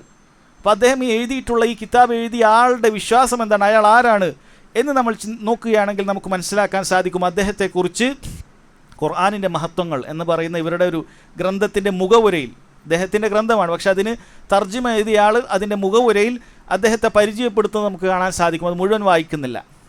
അദ്ദേഹം ഹദീസ് പണ്ഡിതനാണ്, മുഹദ്ദിസാണ്, അനേക ഗ്രന്ഥങ്ങൾ രചിച്ചിട്ടുണ്ട് എന്ന് പറഞ്ഞാൽ ആ രചിച്ച ഗ്രന്ഥങ്ങളൊക്കെ എടുത്തെടുത്ത് കൊടുത്തതിന് ശേഷം അദ്ദേഹത്തെക്കുറിച്ച് പറയുന്നതാണ്, കൂടാതെ ചിഷ്തിയ, നക്ഷബന്ദിയ, സുഹ്റുവർദിയ, ഖാദിരിയ എന്ന് 4 ത്വരീഖത്തിൻ്റെ ഷെയ്ഖുമായിരുന്നു ഈ പറയുന്ന Zakariya Sahib. India, Pakistan, Bangladesh, Saudi Arabia, England, Ceylon, Malaysia മുതലായ രാജ്യങ്ങളിലായി ലക്ഷക്കണക്കിന് മുരീദന്മാരും പല രാജ്യങ്ങളിലായി അനേകം ഖലീഫമാരും അദ്ദേഹത്തിനുണ്ട്. കേരളത്തിലും അദ്ദേഹത്തോട് ബൈഅത്ത് ചെയ്തിട്ടുള്ള അനേകം മുരീദന്മാരുണ്ട് എന്ന് ആരെക്കുറിച്ചാണ് പറഞ്ഞത്? ഇവർ ഈ ഗ്രന്ഥം എഴുതിയ സക്കരിയ സാഹിബിനെ കുറിച്ചിട്ടാണ്. അപ്പോൾ ഒന്നല്ല 4 പിഴച്ച ത്വരീഖത്തിൻ്റെ ഷെയ്ഖാണ് ഈ പറയുന്ന സക്കരിയ സാഹിബ്. അല്ലെ, ത്വരീഖത്തിൻ്റെ ആളുകളെക്കുറിച്ച് നമ്മളൊക്കെ പലപ്പോഴും ഇവിടെ കേട്ടിട്ടുണ്ട്. ഈ പറയുന്ന 4 ത്വരീഖത്തും പിഴച്ചവരാണെന്നാണ് ഇവിടെയുള്ള സമസ്തക്കാർ വരെ പറയുന്നത്. ഇതിലുള്ള പലതും പിഴച്ചവരാണ് എന്നുള്ളത്. അപ്പോൾ എത്രമാത്രം പിഴച്ചതാണ് എന്നുള്ളത് നമുക്ക് ചിന്തിക്കാവുന്നതേ ഉള്ളൂ. അപ്പോൾ ഇത്രയും സൂഫി കഥകളും കിനാവ് കണ്ട പല രൂപത്തിലുള്ള കാര്യങ്ങളൊക്കെ ഇതിൽ എങ്ങനെ വന്നു എന്നുള്ളത് നമ്മൾ അത്ഭുതപ്പെടേണ്ടതില്ല. കാരണം 4 സൂഫി ത്വരീഖത്തിൻ്റെ ഷെയ്ഖാണ് ഇയാൾ. ഇയാൾക്ക് ഒരുപാട് മുരീദന്മാർ ഇന്ത്യയിലും പാകിസ്ഥാനിലുമല്ല, നമ്മൾ കേരളത്തിലുമുണ്ട് എന്നാണ് പറയുന്നത്. ഇവരുടെ അടുക്കൽ ബൈഅത്തുണ്ട്. ത്വരീഖത്തിൻ്റെ ഷെയ്ഖന്മാരുടെ അടുക്കലേക്ക് പോയി ഈ മുരീദന്മാർ ബൈഅത്ത് ചെയ്യാറുണ്ട്. ആ ബൈഅത്ത് തബ്ലീഗ് ജമാഅത്തിലുണ്ട്. പല ആളുകൾക്കത് അറിയില്ല. എന്തുകൊണ്ടാണ് അറിയാത്തത് എന്ന് പറഞ്ഞാൽ, തൗഹീദുള്ള ആളുകൾ അല്ലെങ്കിൽ തൗഹീദുള്ള പ്രദേശത്ത് അവർ ഇത്തരത്തിലുള്ള സൂഫി മുഖങ്ങൾ പൊതുവെ എടുക്കാറില്ല. എന്നാൽ സൂഫിയത്തിലും ഷിർക്കിലും ഖുറാഫത്തിലുമൊക്കെയുള്ള ആളുകളുടെ ഇടയിൽ അവർ ഈ മുഖങ്ങൾ പലപ്പോഴും എടുക്കാറുണ്ട്. അത്തരത്തിൽ ഇവർ ബൈഅത്ത് ചെയ്യാൻ വേണ്ടി ചില ദിക്റുകളും ഔറാദുകളും ഒക്കെ പറഞ്ഞു കൊടുത്തിട്ട് ഇത് ഇത്ര തവണ ചൊല്ലിയാൽ നിനക്ക് ബൈഅത്ത് ചെയ്യാം എന്ന് പറഞ്ഞൊരു വ്യക്തി എന്നോട് നേരിട്ട് തന്നെ അത് സംസാരിച്ചിട്ടുള്ള കാര്യമാണ്. ഞാൻ ഇൻഷാ അല്ലാഹ് ഇതിൽ പറയാൻ പോകുന്ന മുഴുവൻ കാര്യങ്ങളും പണ്ഡിതന്മാർ ഗ്രന്ഥങ്ങളിൽ രചിച്ചിട്ടുള്ളതും നേരിട്ട് അനുഭവമുള്ള കാര്യം മാത്രമാണ്. ആരെങ്കിലും കേട്ടത് പറയുന്ന കാര്യമേ അല്ല. അതുകൊണ്ട് തന്നെ സഹോദരങ്ങൾ, ഇതിൻ്റെ എഴുതിയ കിതാബ് എഴുതിയ സക്കരിയ സാഹിബ് എന്ന് പറയുന്ന വ്യക്തി തന്നെ 4 ത്വരീഖത്തിൻ്റെ ഷെയ്ഖാണ്. ഒരുപാട് മുരീദന്മാരുണ്ട്. കേരളത്തിലും ചില ആളുകൾ ബൈഅത്ത് ചെയ്തിട്ടുണ്ട് എന്നാണ്. ഇദ്ദേഹം വലിയ മുഹദ്ദിസാണ്, അങ്ങനെയാണ് ഇങ്ങനെയാണ് എന്നൊക്കെ പറയുന്നുണ്ട്. ഒരിക്കലും ഒരു മുഹദ്ദിസിന് ഇത്തരത്തിലുള്ള ബൈഅത്തിൻ്റെ സൂഫി ത്വരീഖത്തിൻ്റെ ചെളിക്കുണ്ടിലേക്ക് വീഴാൻ സാധിക്കുകയില്ല. അദ്ദേഹത്തിൻ്റെ മുഹദ്ദിസിൻ്റെ അറിവൊക്കെ അദ്ദേഹത്തിൻ്റെ ഗ്രന്ഥങ്ങളിൽ കാണാൻ സാധിക്കും. ഓരോ റിവായത്തുകൾ ഉദ്ധരിക്കുമ്പോൾ ഏത് ഗ്രന്ഥത്തിലാണെന്ന് പോലും അദ്ദേഹം ഉദ്ധരിക്കുന്നില്ല. മജ്ഹൂലായ അറിയാത്ത ആരൊക്കെയോ പറയുന്ന, ആരെങ്കിലുമൊക്കെ സ്വപ്നത്തിലൊക്കെ കാണുന്ന ഉസൂലുൽ ഹദീസിൻ്റെ ഒരടിസ്ഥാനത്തിലും പറയാൻ പാടില്ലാത്തതായ കാര്യങ്ങളാണ് അദ്ദേഹം ഉദ്ധരിക്കുന്നത്. ഒരു മുഹദ്ദിസ് ഒരിക്കലും അങ്ങനെ ചെയ്യുകയില്ല. മുഹദ്ദിസ് എന്ന് പറഞ്ഞാൽ ഹദീസിൻ്റെ പണ്ഡിതൻ. ആ മത്തിനും അതിനെക്കുറിച്ച് പഠിക്കുകയും അതിൻ്റെ പരമ്പരയിലേക്ക് നബി സല്ലല്ലാഹു അലൈഹി വസല്ലമയിലേക്ക് എത്തുന്ന പരമ്പരയെക്കുറിച്ച് പഠിക്കുകയും അതിൽ ഓരോ വ്യക്തികളും അവർ നല്ല ഹിഫ്ളുള്ളവരും അവർ നല്ല സത്യസന്ധന്മാരും അവർ ഇന്ന ഗ്രന്ഥത്തിൽ അവരെക്കുറിച്ച് പരാമർശിച്ചിട്ടുണ്ട് എന്നെല്ലാം കൃത്യമായി പറഞ്ഞുകൊണ്ട് ആ ഹദീസിൻ്റെ സ്വീകാര്യത ഉറപ്പുവരുത്തുന്ന ആളുകളാണ്. അതല്ലാതെ എന്തെങ്കിലുമൊക്കെ വാറോലകൾ ആരോ പറഞ്ഞു എന്ന് പറഞ്ഞ് ഏതെങ്കിലുമൊക്കെ ഗ്രന്ഥത്തിലുണ്ട്, ആ ഗ്രന്ഥത്തിൻ്റെ പേര് വരെ ശരിയായ രൂപത്തിൽ പറയുകയില്ല. അതുകൊണ്ടൊരു മുഹദ്ദിസാണ് എന്നുള്ളത് അദ്ദേഹത്തിൻ്റെ ഗ്രന്ഥം വായിച്ചാൽ ഒരിക്കലും നമുക്ക് അനുഭവപ്പെടാത്തൊരു കാര്യമാണത്. നോക്കൂ, അദ്ദേഹം ത്വരീഖത്തിൻ്റെ 4 ത്വരീഖത്തിൻ്റെ ഷെയ്ഖാണ്. ഒരുപാട് മുരീദന്മാരും ഉണ്ട് എന്ന് മനസ്സിലാക്കാം. ഇനി നോക്കൂ സഹോദരങ്ങളെ, തബ്ലീഗ് ജമാഅത്തിൻ്റെ പ്രധാനപ്പെട്ട ചില അബദ്ധങ്ങളാണ് ഇൻഷാ അല്ലാഹ് ഇന്നത്തെ ക്ലാസ്സിൽ നമ്മൾ ഓർമ്മപ്പെടുത്തുന്നത്. അവരുടെ ഗ്രന്ഥങ്ങളുടെ ആ രചയിതാവിനെക്കുറിച്ചും ആരാണിത് ഉണ്ടാക്കിയതെന്നതും നമ്മൾ മനസ്സിലാക്കി കഴിഞ്ഞു. ഒന്നാമത്തെ കാര്യം സഹോദരങ്ങളെ, ഈ തബ്ലീഗ് ജമാഅത്ത് തൗഹീദിന് പ്രാധാന്യം നൽകാറില്ല എന്നുള്ള കാര്യമാണത്. അള്ളാഹു സുബ്ഹാനഹു വ തആലയെ മാത്രമേ വിളിച്ചു പ്രാർത്ഥിക്കാവൂ, സഹായം തേടാവൂ, നേർച്ചകളും അറവുകളും എല്ലാം തന്നെ അള്ളാഹുവിന് മാത്രമായിരിക്കണം എന്ന അമ്പിയാക്കൾ മുഴുവനും ക്ഷണിച്ച തൗഹീദിലേക്ക് ഒരു തബ്ലീഗ് ജമാഅത്തുകാരൻ ക്ഷണിക്കുന്നത് നിങ്ങൾക്ക് കാണാൻ സാധിക്കുകയില്ല. പലപ്പോഴും ചില മസ്ജിദുകളിലൊക്കെ പോകേണ്ടി വരുന്ന സമയത്ത് ഇവരുടെ സദസ്സുകളിൽ ഇരിക്കേണ്ടി വന്നിട്ടുണ്ട്. കാരണം നമ്മളൊക്കെ ജീവിക്കുന്ന നാട്ടിൽ ഇവർ വളരെ അധികമാണ്. ഇവരുടെ ഒരു സദസ്സിൽ പോലും, അല്ലെങ്കിൽ അതിൽ അനുഭവമുള്ള ആളുകൾക്കറിയാം, ഇത്തരത്തിലുള്ള അമ്പിയാക്കൾ ക്ഷണിച്ചിട്ടുള്ള അത്തൗഹീദുൽ ഉലൂഹിയ, അള്ളാഹു സുബ്ഹാനഹു വ തആല മാത്രമാണ് ഇലാഹ്, ഇബാദത്തുകൾ മുഴുവനും അള്ളാഹുവിന് മാത്രമേ അർപ്പിക്കാവൂ എന്ന കാര്യം ക്ഷണിക്കുന്നത് നമുക്ക് കാണാൻ സാധിക്കുകയില്ല. നമ്മൾ നേരത്തെ പറഞ്ഞല്ലോ, ഹക്കിൻ്റെ ആളുകളുടെ ലക്ഷണത്തിൽപ്പെട്ടതാണ് അവർ തൗഹീദിലേക്ക് ക്ഷണിക്കുന്നവരാണ്, അമ്പിയാക്കളുടെ മാതൃക പിൻപറ്റുന്നവരാണ്. വലഖദ് ബഅസ്നാ ഫീ കുല്ലി ഉമ്മത്തി റസൂല അൻ ഇഅ്ബുദുല്ലാഹ് വജ്തനിബുത് താഗൂത്ത്. എല്ലാ അമ്പിയാക്കളും അവരുടെ ഉമ്മത്തിൽ പോയി പറഞ്ഞ കാര്യം നിങ്ങൾ അള്ളാഹുവിനെ മാത്രം ഇബാദത്ത് ചെയ്യണം, അവന് പുറമെ ആരാധിക്കപ്പെടുന്ന എന്താകട്ടെ, പുണ്യപുരുഷന്മാരാകട്ടെ, അമ്പിയാക്കളാകട്ടെ, കല്ലാകട്ടെ, മരമാകട്ടെ, എന്താകട്ടെ, വൃക്ഷങ്ങളാകട്ടെ, എല്ലാം താഗൂത്തുകളാണ്, അതിനെ നിങ്ങൾ ഉപേക്ഷിക്കണം എന്നാണ് സകല അമ്പിയാക്കളും പറഞ്ഞിട്ടുള്ളത്. നബി സല്ലല്ലാഹു അലൈഹി വസല്ലമയും മക്ക മുശ്രിക്കുകളോട് പറഞ്ഞ കാര്യം അതാണ്. യാ അയ്യുഹന്നാസ് ഖൂലു ലാ ഇലാഹ ഇല്ലല്ലാഹ്, നിങ്ങൾ ലാ ഇലാഹ ഇല്ലല്ലാഹ് പറയണം, അള്ളാഹു മാത്രമാണ് ഇലാഹ് എന്ന് പറയണം. അതവർക്ക് അംഗീകരിക്കാൻ സാധിച്ചില്ല. അജഅലൽ ആലിഹത ഇലാഹൻ വാഹിദ് ഇന്ന ഹാദാ ലശൈഉൻ ഉജാബ്. ഒരുപാട് ഇലാഹുകളെ നിങ്ങൾ ഒരൊറ്റ ഇലാഹാക്കി, അള്ളാഹു മാത്രമേ പറ്റുകയുള്ളൂ എന്നാണോ പറയുന്നത്? അത് അത്ഭുതമുള്ള കാര്യമാണ് എന്ന് പറഞ്ഞ് അവർ അതിനെ തട്ടിക്കളയുകയാണ് ചെയ്തിട്ടുള്ളത്. എന്നാൽ ചിലപ്പോൾ ചില ആളുകളൊക്കെ ഒരു വേള ചില മജ്ലിസിലൊക്കെ അവരെന്തെങ്കിലുമൊക്കെ തൗഹീദിൻ്റെ സംസാരം പറഞ്ഞു എന്നൊക്കെ പറഞ്ഞ് ചിലർ പറയുന്നത് കാണാം. സഹോദരങ്ങൾ, അതൊരിക്കലും തബ്ലീഗിൻ്റെ പ്രഖ്യാപിത നയമല്ല, അതിനെതിരാണത് ഇത് സംസാരിക്കുക എന്നുള്ളത്. അവിടെ നയമെന്ന് പറയുന്നത് അവർ അവരുടെ തഅലീം ഗ്രന്ഥങ്ങളിൽ രചിച്ചിട്ടുള്ളത് തൗഹീദ് എന്ന് പറഞ്ഞാൽ തൗഹീദ് റുബൂബിയ്യ എന്നുള്ളത് മാത്രമാണ്. അതുകൊണ്ടാണ് അവരോട് ഈ പറയുന്ന മഹത്വങ്ങൾ പറയുന്ന ധാരാളം മഹത്വങ്ങളുടെ ബുക്കുണ്ട്. അതിലൊരു കിതാബിൽ നമുക്ക് തൗഹീദിൻ്റെ മഹത്വങ്ങൾ എന്ന് പറഞ്ഞ് തൗഹീദിൻ്റെ ഫضൽ അറിയിക്കുന്ന ഹദീസുകളും മറ്റുമൊന്നും നമുക്ക് കാണാൻ സാധിക്കുകയില്ല. ഷിർക്കിൻ്റെ ഗൗരവത്തെക്കുറിച്ച് ശക്തമായി ഓർമ്മപ്പെടുത്തുന്ന പരാമർശങ്ങൾ നമുക്കിതിൽ കാണാൻ സാധിക്കുകയില്ല. കാരണം അവർ പറയുന്ന തൗഹീദും അത് ഷിർക്കും എന്ന് പറയുന്നത് സഹോദരങ്ങളെ അതിതല്ല. അവരുടെ തബ്ലീഗ് ജമാഅത്തിൻ്റെ ഒരു അടിസ്ഥാനങ്ങളുണ്ട്. ചേബാത്ത് എന്ന് പറഞ്ഞുകൊണ്ട് 6 കാര്യങ്ങൾ ഓരോ തബ്ലീഗുകാരനും പഠിക്കേണ്ടതും പ്രബോധനം ചെയ്യേണ്ടതുമായ കാര്യം എന്ന് പറഞ്ഞുകൊണ്ട് അവർ രചിച്ചിട്ടുള്ള ചേബാത്തുണ്ട്. ഇതനുസരിച്ചിട്ടാണ് തബ്ലീഗിൻ്റെ പരിശ്രമം മുന്നോട്ട് പോകേണ്ടത് എന്നാണ്. അതിലൊന്നാമത്തെ കാര്യം ലാ ഇലാഹ ഇല്ലല്ലാഹ് എന്നുള്ളത് ശരിയായി പഠിക്കുകയും അത് നാവ് കൊണ്ട് ഉച്ചരിക്കുകയും അതനുസരിച്ച് ജീവിതം മുഴുവൻ നയിക്കുകയും ഒക്കെയാണ്. ഇത് കേൾക്കുമ്പോൾ ഇതിൻ്റെ മാത്രം ഈ തലക്കെട്ട് മാത്രം കേൾക്കുമ്പോൾ, അല്ലെങ്കിൽ ചില ആളുകൾ ഇത് തെറ്റിദ്ധരിപ്പിക്കാറുമുണ്ട് തൗഹീദുള്ള ആളുകളെ, നിങ്ങൾ എന്തിനാണ് നമ്മൾ തൗഹീദ് ഇല്ലാത്തവരാണെന്നൊക്കെ ആക്ഷേപിക്കുന്നതെന്ന് പറഞ്ഞിട്ട്. യഥാർത്ഥത്തിൽ അത് നമ്മൾ വഞ്ചിതനാകേണ്ടതില്ല. അവരുദ്ദേശിക്കുന്ന ഈ ലാ ഇലാഹ ഇല്ലല്ലാഹ് എന്ന് പറഞ്ഞാൽ അള്ളാഹുവിനോട് മാത്രമേ പ്രാർത്ഥിക്കാവൂ, സഹായം തേടാവൂ, നിങ്ങളുടെ മുഴുവൻ പ്രാർത്ഥനകളും ഇസ്തിഗാസയും തവസ്സുലും എല്ലാം അള്ളാഹു താലയോട് മാത്രം, ഇടയിൽ ഇടതേട്ടം പാടില്ല എന്ന കാര്യം നമ്മൾ അവരോട് പറയുകയാണെങ്കിൽ അതൊരിക്കലും അവർ അംഗീകരിക്കുകയില്ല. അവരുടെ ഗ്രന്ഥങ്ങളിൽ ഒരിക്കലും അതില്ല, അവരുടെ സംസാരങ്ങളിലുമില്ല. നിങ്ങൾ ശ്രദ്ധിച്ചാൽ മതി, ഇവർ നടത്തുന്ന ബയാനുകളിൽ നമ്മൾ ശ്രദ്ധിച്ചു നോക്കിയാൽ അവർ അള്ളാഹു താലയെക്കുറിച്ച് പറയുന്നത്, ലാ ഇലാഹ ഇല്ലല്ലാഹയെക്കുറിച്ച് പറയുന്നത് ആശയം എന്താണ്? അള്ളാഹുവാണ് എല്ലാം നടത്തിത്തരുന്നവൻ, നമ്മുടെ കച്ചവടം നടത്തിത്തരുന്നത് അള്ളാഹുവാണ്, കാര്യങ്ങളെല്ലാം നമുക്ക് ചെയ്തു തരുന്ന അള്ളാഹുവാണ്. റുബൂബിയത്തിൻ്റെ കാര്യങ്ങൾ മാത്രമായിരിക്കും. റുബൂബിയത്തിൻ്റെ കാര്യമാണ് സഹോദരങ്ങളെ ഇവരെപ്പോഴും പറയുന്നത്. എന്നാൽ ഈ റുബൂബിയത്തിൻ്റെ കാര്യം യഥാർത്ഥത്തിൽ മക്ക മുശ്രിക്കുകൾ പോലും അത് അംഗീകരിച്ചിട്ടുള്ള കാര്യമാണ്. മക്ക മുശ്രിക്കുകൾ പോലും സഹോദരങ്ങളെ അള്ളാഹു സുബ്ഹാനഹു വ തആല റബ്ബാണ് എന്നുള്ള കാര്യം അംഗീകരിച്ചിരുന്നു. അതാണ് ഇവർ ആവർത്തിച്ചുകൊണ്ടിരിക്കുന്നത്. മുസ്ലിമീങ്ങളോട് അവർ ചെയ്യുന്ന ഏറ്റവും വലിയ പാതകം പോലെ അള്ളാഹുവാണ് ഖാലിഖ് നിങ്ങൾ മനസ്സിലാക്കണം, അള്ളാഹുവാണ് നമ്മുടെ കാര്യങ്ങൾ നടത്തിത്തരും നിങ്ങൾ മനസ്സിലാക്കണം എന്ന് ആവർത്തിച്ച് അവർ പറയുന്നത് കാണാൻ സാധിക്കും. കാരണം അവർ ലാ ഇലാഹ ഇല്ലല്ലാഹ് വിശദീകരിക്കുന്നത് അതാണ്. അവൻ്റെ ഫാസിദായ യഖീനിനെ ഹൃദയത്തിൽ നിന്നും മാറ്റി നല്ല ഉറച്ച യഖീൻ ഹൃദയത്തിൽ ഉണ്ടാക്കുക, അള്ളാഹുവിനെ കുറിച്ച് വിശ്വസിക്കുക. അതിലെവിടെയും പ്രാർത്ഥന, സഹായതേട്ടം, ഭരമേൽപ്പിക്കൽ തുടങ്ങിയ ഇബാദത്തുകൾ അള്ളാഹുവിനെ പാടുള്ളൂ. അല്ലെ, ചുറ്റും ഷിർക്കുകൾ നടക്കുന്നുണ്ട്. തബ്ലീഗ് സ്ഥാപിച്ച അവരുടെ ജമാഅത്തുകൾ പുറപ്പെടുന്ന നിസാമുദ്ദീൻ്റെ ചുറ്റും പോലും ഇവിടെയുള്ള നിസാമുദ്ദീൻ ഔലിയയുടെ ദർഗയുണ്ട്.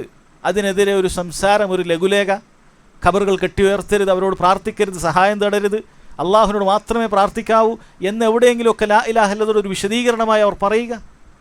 എവിടെയും നമുക്ക് കാണാൻ സാധിക്കുന്നില്ല. കാരണം അവരുടെ പ്രഖ്യാപിത അജണ്ട തൗഹീദുൽ ഉലൂഹിയ പറയലല്ല, മറിച്ച് തൗഹീദുൽ റുബൂബിയ പറയലാണ്. അതുകൊണ്ടാണ് ഇവരുടെ ചേബാത്തിൽ ഉദ്ദേശിക്കുന്ന ലാ ഇലാഹ ഇല്ലല്ലാഹ് കണ്ട് വഞ്ചിതനാകണ്ട എന്ന് പറഞ്ഞത്. അപ്പോൾ ലാ ഇലാഹ ഇല്ലല്ലാഹ് എന്നുള്ളത് ഇവർ തൗഹീദുൽ റുബൂബിയയിൽ ഒതുക്കുന്നതാണ്. ഇതാകട്ടെ മക്ക മുശ്രിക്കുകൾ അംഗീകരിച്ച കാര്യമാണ്. അല്ലാഹു സുബ്ഹാനഹു വ തആല മക്ക മുശ്രിക്കുകളുടെ വിശ്വാസം നമുക്ക് പഠിപ്പിച്ചു തന്നല്ലോ. വല ഇൻ സഅൽതഹും മൻ ഖലഖസ് സമാവാതി വൽ അർദ് ലയഖൂലുന്ന അല്ലാഹ്. നബി അവരോട് നീ ആകാശഭൂമികൾ പടച്ചതാരെന്ന് ചോദിക്കൂ, അവർ പറയും തീർച്ചയായും അല്ലാഹു സുബ്ഹാനഹു വ തആലയാണ്. അവർക്ക് സംശയമില്ല എന്നാണ്. തീർച്ചയുടെ പദമാണ് അല്ലാഹു തആല അവരുടെ വിശ്വാസമായി ഉപയോഗിച്ചത്. അവർക്കതിൽ ഒരു ചെറിയൊരു സംശയം, ആകാശത്തിൻ്റെ ഏതെങ്കിലും ഒരു ഭാഗം ലാത്ത ഉണ്ടാക്കിയെന്ന് അവർ എവിടെയും വിശ്വസിച്ചിട്ടില്ല. ഭൂമിയെ നിയന്ത്രിക്കുന്ന ഒരു ദിവസമെങ്കിലും മനാത്തയോ ഇസ്സയോ അതിനൊരു വർഷത്തിൽ ഒരു ദിവസമെങ്കിലും ഇവരാരെങ്കിലും നിയന്ത്രിക്കും എന്നവർ വിശ്വസിച്ചിട്ടില്ല. എന്തിനേറെ അവർ കടലിൽ യാത്ര ചെയ്തിട്ട് കപ്പൽ വലിയ തിരമാലയിൽപ്പെട്ട് കൂരിരുളാകുന്ന തിരമാലയിൽപ്പെട്ട് കപ്പൽ മറിഞ്ഞു പോകുന്ന സമയത്ത് അവർ കൃത്യമായി അല്ലാഹു തആല തന്നെ വിളിച്ചിരുന്നു. എന്തുകൊണ്ടാണ്? കാരണം അവർക്കറിയാം അല്ലാഹുവാണ് ഇതിനെല്ലാം നിയന്ത്രിക്കുന്നവൻ, ഇതിനെ നിയന്ത്രിക്കുന്നവൻ അല്ലാഹുവാണ്. കടലിനെ പടച്ചവൻ അല്ലാഹുവാണ്, കാറ്റിനെ അയക്കുന്നവൻ അല്ലാഹുവാണ്, തിരമാലകളെ അയക്കുന്നവൻ അല്ലാഹുവാണ്, കപ്പലിനെ രക്ഷിക്കേണ്ടതും അല്ലാഹുവാണ്. വൈദാ ഗശിയഹും മൗജുൻ കൽദുലലി, കൂരിരുട്ട് പോലെയുള്ള തിരമാലകൾ അവരെ മൂടിക്കഴിയുന്ന സമയത്ത് ദഅഉല്ലാഹ മുഖ്ലിസീന ലഹുദ്ദീൻ, അവർ ഇഖ്ലാസോടുകൂടി അല്ലാഹു സുബ്ഹാനഹു വ തആലയോട് മാത്രം പ്രാർത്ഥിക്കും. ഇഖ്ലാസോടുകൂടി, അത് ശിർക്കിൻ്റെ രാഞ്ജന പ്രാർത്ഥനകളില്ല എന്നാണ്. എന്നാൽ അവർ കരയിലേക്ക് എത്തിക്കഴിഞ്ഞാൽ ഫലമ്മാ നജ്ജാഹും ഇലൽ ബർരി, അവർ അല്ലാഹു അല്ലാത്ത ആളുകളോട് വിളിച്ചു പ്രാർത്ഥിക്കുന്നത് കാണാൻ സാധിക്കും. അപ്പോൾ ഈ കാര്യം മക്ക മുശ്രിക്കുകൾക്കറിയാം. ഇതാണ് ഇവരിവിടെ പഠിപ്പിച്ചുകൊണ്ടിരിക്കുന്നത്. ഇത് പറഞ്ഞു കഴിഞ്ഞാൽ സഹോദരങ്ങൾ, എങ്ങനെയാണ് ഇവിടെയുള്ള ദർഗകളിലും ജാറങ്ങളിലുമൊക്കെ പോകുന്ന ആളുകൾ എങ്ങനെയാണ് അതിൽ നിന്ന് രക്ഷപ്പെടുക? അതുകൊണ്ട് തന്നെ ഇവരുടെ ബയാനുകളിൽ നമുക്ക് വ്യക്തമായി കേൾക്കാൻ സാധിക്കുന്നത് ഇതാണ്. അത് കെട്ടിയുയർത്തിയ ജാറങ്ങളുള്ള മസ്ജിദുകളിൽ പോയി ഇവർക്ക് സംസാരിക്കാനുള്ള അവസരം കിട്ടിയാലും ഈ റുബൂബിയത്ത് തന്നെ പറഞ്ഞുകൊണ്ടിരിക്കും. കാരണം അതാണ് എളുപ്പം. അവിടെ അവർക്ക് കഴിച്ചുകൂടാനും അവിടെ ചോറ് വെക്കാനും അവിടെ അങ്ങനെ ഭക്ഷണമൊക്കെ കഴിച്ചു കൂടി ദിക്റൊക്കെ ചൊല്ലിയിരിക്കാൻ, ആ ഒരു സൂഫി ത്വരീഖത്തിൻ്റെ രീതിയിലിരിക്കാൻ അതാണ് അവർക്ക് എളുപ്പം. ആ ദർഗൻ്റെ അടുത്ത് നിന്നിട്ട് അവിടെ വിളിച്ച് പ്രാർത്ഥിക്കുന്ന ഒരു സഹോദരനെ വിളിച്ച് ഉപദേശിക്കാൻ അവർക്ക് സാധിക്കുകയില്ല. അല്ല, ഇവരുടെ കൂടെ നടക്കുന്ന ഒരുപാട് ആളുകളുടെ കയ്യിൽ, പ്രത്യേകിച്ചും ഉത്തരേന്ത്യയിൽ നിന്നൊക്കെ വരുന്ന ആളുകളുടെ കയ്യിൽ നമുക്ക് ഉറുക്കുകളും ഏലസുകളും വരെ കാണാൻ സാധിക്കും. അതൊന്നും അവർക്ക് പറയാൻ സാധിക്കുകയില്ല. കാരണം അത് അവരുടെ അജണ്ടയല്ല എന്നതുകൊണ്ടാണ്. അതുകൊണ്ട് തന്നെ സഹോദരങ്ങൾ ചിന്തിക്കുക, ഇതല്ല ദീനിൻ്റെ പരിശ്രമം. അമ്പിയാക്കളുടെ പരിശ്രമം എന്ന് പറയുന്നത് ഇതല്ല, മറിച്ചത് സൂഫി ഷെയ്ഖായ ജക്കരിയ സാഹിബ് മെനഞ്ഞെടുത്ത തബ്ലീഗ് ജമാഅത്തിൻ്റെ ബിദ്അത്തായ പരിശ്രമമാണ്. ഈ ഒരു പരിശ്രമത്തിൽ നമ്മൾ പരിശ്രമിക്കുന്നത് കൊണ്ട്, വേർപ്പൊഴുക്കുന്നത് കൊണ്ട് പ്രത്യേകിച്ച് കാര്യമുണ്ടാകുകയില്ല എന്ന് മാത്രമല്ല, നാളെ അല്ലാഹു സുബ്ഹാനഹു വ തആലയുടെ മുന്നിൽ നമ്മൾ കുറ്റക്കാരാകും. ലാ ഇലാഹ ഇല്ലല്ലാഹയെ കുറിച്ച് പോലും അറിയാത്ത ആളുകൾ. അതുകൊണ്ട് സഹോദരങ്ങളെ, വളരെ ഗൗരവത്തിൽ ഇത് മനസ്സിലാക്കണം. തൗഹീദിന് പ്രാധാന്യം കൊടുക്കാത്തൊരു കക്ഷിയാണ്, ഒരിക്കലും സത്യത്തിൻ്റെ കക്ഷിയുടെ അടയാളത്തിൽപ്പെട്ടതല്ല അത്. ഇനി തൗഹീദിൻ്റെ തന്നെ ഒരു ഇനമാണല്ലോ അല്ലാഹു സുബ്ഹാനഹു വ തആലയുടെ ഉന്നതമായ നാമങ്ങളും വിശേഷ ഗുണങ്ങളും അല്ലാഹു തആല വിശ്വസിക്കാൻ പറഞ്ഞതുപോലെ വിശ്വസിക്കുക എന്നുള്ളത്. തൗഹീദുൽ അസ്മാഇ വസ്സിഫാത്ത് എന്നറിയപ്പെടുന്ന കാര്യം. ഇതിലിവർക്ക് അഹ്ലുസുന്നത്തി വൽ ജമാഅത്തിൻ്റെ വിശ്വാസമല്ല. ദയ്യൂബന്ദി ഉലമാക്കൾക്ക് ഇവർ മാതുരീദി വിശ്വാസക്കാരാണ്. അതുപോലെ അശ്അരികളൊന്നും ഇവർ അറിയപ്പെടുന്നു എന്ന് ദയ്യൂബന്ദി ഉലമാക്കളുടെ പാന്താവ് എന്ന ഗ്രന്ഥത്തിൽ തന്നെ ഇവർ രേഖപ്പെടുത്തിയിട്ടുണ്ട്. എന്താണ് അശ്അരി മാതുരീദി വിശ്വാസക്കാരുടെ തൗഹീദുൽ അസ്മാഇ വസ്സിഫാത്തിലെ വിശ്വാസം? അള്ളാഹുവിൻ്റെ നാമങ്ങളും വിശേഷണങ്ങളും എല്ലാം അവർ അതുപോലെ അംഗീകരിക്കുകയില്ല. അതിനെ അവർ വ്യാഖ്യാനിക്കുന്നതാണ്, യഥാർത്ഥ രൂപത്തിൽ നിന്നും വ്യാഖ്യാനിക്കുന്നതാണ്. എന്നാൽ അഹ്ലുസുന്ന വൽ ജമാഅ അല്ലാഹു സുബ്ഹാനഹു വ തആല അള്ളാഹുവിനെ കുറിച്ച് അറിയിച്ചു തന്നത്, നബി സല്ലല്ലാഹു അലൈഹി വസല്ലം അല്ലാഹു തആലയെക്കുറിച്ച് അറിയിച്ചു തന്നത്, അത് അതുപോലെ വിശ്വസിക്കുന്നതാണ്. അതിൽ കൂട്ടാനും കുറക്കാനും നിൽക്കുകയില്ല, വ്യാഖ്യാനിക്കുകയില്ല, തള്ളിക്കളയുകയില്ല. അല്ലാഹു തആല വളരെ എളുപ്പത്തിൽ പറഞ്ഞു തന്നതുപോലെ ലൈസ കമിസ്ലിഹി ഷൈഉൻ വഹുവ സമീഉൽ ബസീർ, അല്ലാഹു സുബ്ഹാനഹു വ തആലയെ പോലെ ആരുമില്ല. അതുകൊണ്ട് അല്ലാഹു ബസീറാണ്, എല്ലാം കാണുന്നവനാണെന്ന് പറഞ്ഞാൽ അത് മറ്റെന്തെങ്കിലുമൊക്കെ ആളുകളുടെ കാഴ്ചയെക്കുറിച്ചോ അവരുടെ കണ്ണിനെക്കുറിച്ചോ ചിന്തിക്കേണ്ടതില്ല, എന്നിട്ട് അത് തള്ളിക്കളയേണ്ടതുമില്ല. മറിച്ച് അല്ലാഹു തആലയെ പോലെ ആരുമില്ല. എന്നാൽ വഹുവ സമീഉൽ ബസീർ, അവൻ എല്ലാം കേൾക്കുന്നവനും എല്ലാം കാണുന്നവനുമാണ്. അദ്ദേഹം അല്ലാഹു സമീഅാണ്, അൽ ബസീറാണ്. അതിനെ അഹ്ലുസുന്ന അതുപോലെ സ്ഥിരപ്പെടുത്തും. എളുപ്പമുള്ള കാര്യമാണ്. അതല്ലാതെ പ്രയാസമുള്ള, ആലോചിച്ച് മനസ്സിലാക്കാൻ പറ്റാത്ത ഒരുപാട് ഫിലോസഫിയും കലാമുമൊക്കെ പഠിച്ച ആളുകൾക്ക് മാത്രമേ അല്ലാഹു തആലയെക്കുറിച്ച് മനസ്സിലാക്കാൻ സാധിക്കുകയുള്ളൂ എന്നാണ് നമ്മൾ ചിന്തിക്കുന്നത്. ഒരിക്കലുമല്ല. അല്ലാഹു തആല ഈ ദീൻ എളുപ്പമാക്കിയിട്ടാണുള്ളത്. ഏതൊരു അറാബിക്കും കാട്ടറബിക്കും ഗ്രാമീണനും അല്ലാത്തവനും ഒക്കെ മനസ്സിലാക്കാൻ പറ്റുന്ന രൂപത്തിലാണ് അല്ലാഹു സുബ്ഹാനഹു വ തആല അവനെക്കുറിച്ച് പരിചയപ്പെടുത്തിയത്, അവന് കിതാബിൽ പരിചയപ്പെടുത്തിയത്. അതിൽ പ്രയാസം ഉണ്ടാക്കിയത് ഇവരാണ്. അവർ ഒരുപാട് വ്യാഖ്യാനങ്ങളും അതിൽ ഉണ്ടാക്കുകയും ചെയ്തു. തബ്ലീഗ് ജമാഅത്തിന് ഈ വിഷയത്തിലും അതേ ഉള്ളൂ നിലപാട്. യഥാർത്ഥത്തിലുള്ള അഹ്ലുസുന്നത്തി വൽ ജമാഅത്തിൻ്റെ വിശ്വാസം ഈ തൗഹീദിൻ്റെ കാര്യത്തിലില്ല. പിന്നീട് ആകെയുള്ള തൗഹീദ് റുബൂബിയത്തിൻ്റെ കാര്യത്തിലാണ് ശരിയായിട്ടുണ്ട് എന്ന് നമുക്ക് പറയാൻ സാധിക്കുന്നത്. ഇതാകട്ടെ അബൂലഹബും അബൂജഹലും പോലും ശരിയായിട്ടുണ്ട് എന്ന് നമുക്ക് മൊത്തത്തിൽ പറയാൻ പറ്റുന്ന കാര്യമാണത്. അതുകൊണ്ട് ഒന്നാമത്തെ കാര്യം സഹോദരങ്ങളെ, ഇവർ തൗഹീദിൻ്റെ വിഷയം അത് ഗൗരവത്തിലെടുക്കാത്തവരാണ് എന്നാണ്. രണ്ടാമത്തെ കാര്യം, തബ്ലീഗ് ജമാഅത്ത് ഒരു ജഹലിൻ്റെ ജമാഅത്താണ്. ഇൽമിനും ഉലമാക്കൾക്കും ഇവർ പ്രാധാന്യം കൊടുക്കാറില്ല. ഇവരുടെ കൂടെ നടക്കുന്ന ആളുകൾക്ക് ശരിയായ ശരീഅത്തിൻ്റെ ഇൽമ് ഇവർ പഠിപ്പിച്ചു കൊടുക്കുകയില്ല. തൗഹീദ് അവർ എങ്ങനെയാണ് തെറ്റായി പഠിപ്പിക്കുന്നത് എന്ന് നമ്മൾ പറഞ്ഞു കഴിഞ്ഞു.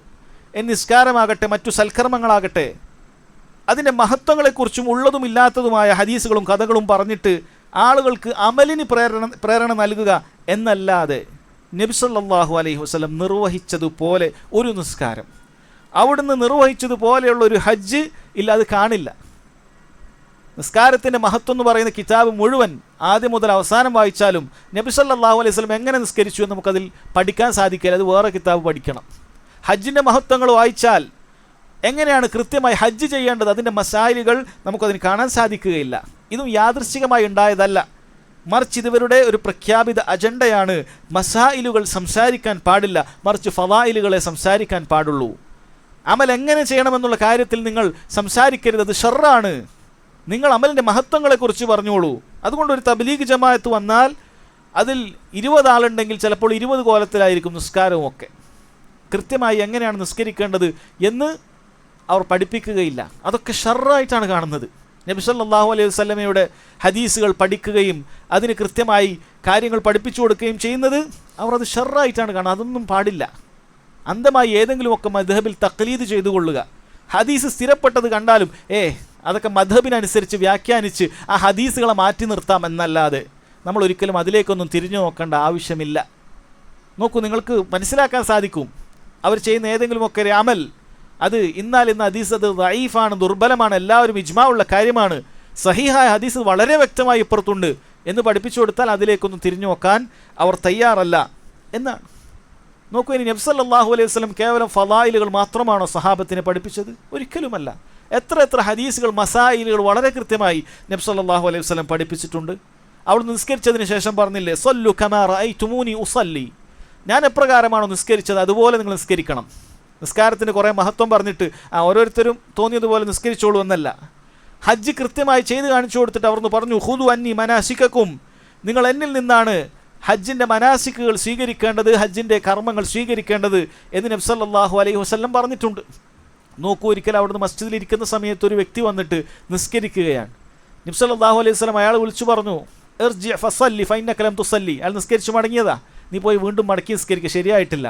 വീണ്ടും നിസ്കരിച്ചു, നബി സല്ലല്ലാഹു അലൈഹി വസല്ലം വീണ്ടും ആവർത്തിച്ചു, വീണ്ടും നിസ്കരിച്ചു, നബി സല്ലല്ലാഹു അലൈഹി വസല്ലം വീണ്ടും ആവർത്തിച്ചു. അയാൾ പറഞ്ഞു, എനിക്ക് ഇതിനേക്കാൾ നന്നാക്കി നിസ്കരിക്കാൻ അറിയില്ല. പിന്നീട് നബി സല്ലല്ലാഹു അലൈഹി വസല്ലം നിസ്കാരത്തിൻ്റെ മസായിലുകൾ, അതിൻ്റെ അർക്കാനുകൾ, അതിൻ്റെ വാജിബുകളൊക്കെ കൃത്യമായി പഠിപ്പിച്ച ഹദീസ് കാണാൻ സാധിക്കും. നിസ്കാരം മോശമാക്കിയവൻ്റെ ഹദീസ് എന്നാണ് ആ ഹദീസിന് പണ്ഡിതന്മാർ പേര് തന്നെ വെച്ചിട്ടുള്ളത്.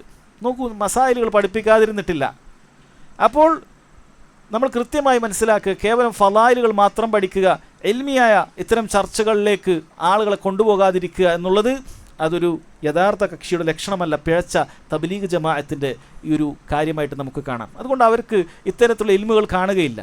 20-30 വർഷമൊക്കെ ജമാഅത്തിന് പോയ ഒരാൾക്കും ലാ ഇലാഹ ഇല്ലല്ലയുടെ അർത്ഥം എന്താണ്, ലാ ഇലാഹ ഇല്ലല്ല ചൊല്ലിയ ആൾ എന്താണ്, അതിൻ്റെ റുക്കുനുകൾ, 2 റുക്കുനുകൾ എന്താണ്, അതിൻ്റെ താല്പര്യം എന്താണ്, ലാ ഇലാഹ ഇല്ലല്ലക്ക് എതിരാകുന്ന കുറച്ച് ഉദാഹരണങ്ങൾ ചുറ്റും നടക്കുന്നത് പറയൂ എന്നൊക്കെ പറഞ്ഞാൽ അവർക്ക് ശരിക്കത് പറയാൻ സാധിക്കുകയില്ല എന്നുള്ളതാണ്. നിസ്കാരത്തിൻ്റെ കാര്യങ്ങൾ അറിയിക്കുന്ന ഹദീസുകളോ സക്കാത്തിൻ്റെ മസായിലുകളോ ഇതൊന്നുമല്ല അവർക്ക് ചർച്ച. സൂഫിയാക്കളെ പോലെയുള്ള പല കഥകളും മറ്റുമൊക്കെ പറഞ്ഞിട്ട് ഇതിങ്ങനെ മഹത്വങ്ങൾ മാത്രം പറയുക, മസായിലുകൾ ചർച്ച ചെയ്യാൻ പാടില്ല എന്നാണ്. സഹോദരങ്ങളൊപ്പം നമ്മൾ മനസ്സിലാക്കുക, ഉസൂലിയായ കാര്യങ്ങൾ പിഴക്കാത്തവരെ സലഫികൾ ഒരിക്കലും അഹ്ലുസുന്നത്തിൽ നിന്ന് പുറത്താക്കിയിട്ടില്ല. മസായിലുകൾക്ക് അതിൻ്റെ പ്രാധാന്യം കൊടുക്കുന്നതോടൊപ്പം തന്നെ അതിൽ വരുന്ന പിഴവുകൾക്ക് അർഹിക്കുന്ന സമീപനങ്ങളെ സലഫികൾ സ്വീകരിച്ചിട്ടുള്ളൂ.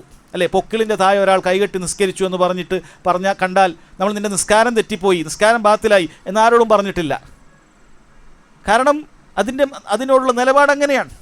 എന്നാൽ നബി സല്ലല്ലാഹു അലൈഹി വസല്ലം കാണിച്ചു തരാത്ത രൂപത്തിലുള്ള നിസ്കാരം ആരെങ്കിലുമൊക്കെ കാണിച്ചാൽ നമ്മളത് പറയും അത് ബിദ്അത്താണ്.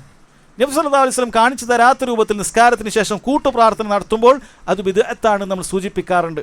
അതല്ലാതെ മസായിലുകളെ വേണ്ടാത്ത രൂപത്തിലേക്ക് വ്യാഖ്യാനിച്ച് അഹ്ലുസുന്നത്തിൻ്റെ അകത്തുള്ള ആളുകളെ പുറത്താക്കുക എന്നുള്ളത് സലഫികൾ ചെയ്യാറില്ല എന്നതുകൂടി നമ്മൾ മനസ്സിലാക്കണം. അതാണ് അവർ നമ്മളെ ആക്ഷേപിക്കുന്നത്. ഒരിക്കലും സലഫി ഉലമാക്കൾ ആ ഒരു രീതി സ്വീകരിച്ചിട്ടില്ല. മസായിലിന് അതിന് കൊടുക്കേണ്ടതായ പ്രാധാന്യം കൊടുക്കുകയും ഫളായിലുകൾ വേറെ പറയുകയും എൽമിയായ ഒരു അന്തരീക്ഷം ആളുകൾക്ക് പകർന്നു നൽകുകയും ചെയ്യുക എന്നുള്ളതാണ് അഹ്ലുസുന്നത്തി വൽ ജമാഅത്തിൻ്റെ രീതി എന്ന് നമ്മൾ മനസ്സിലാക്കുക.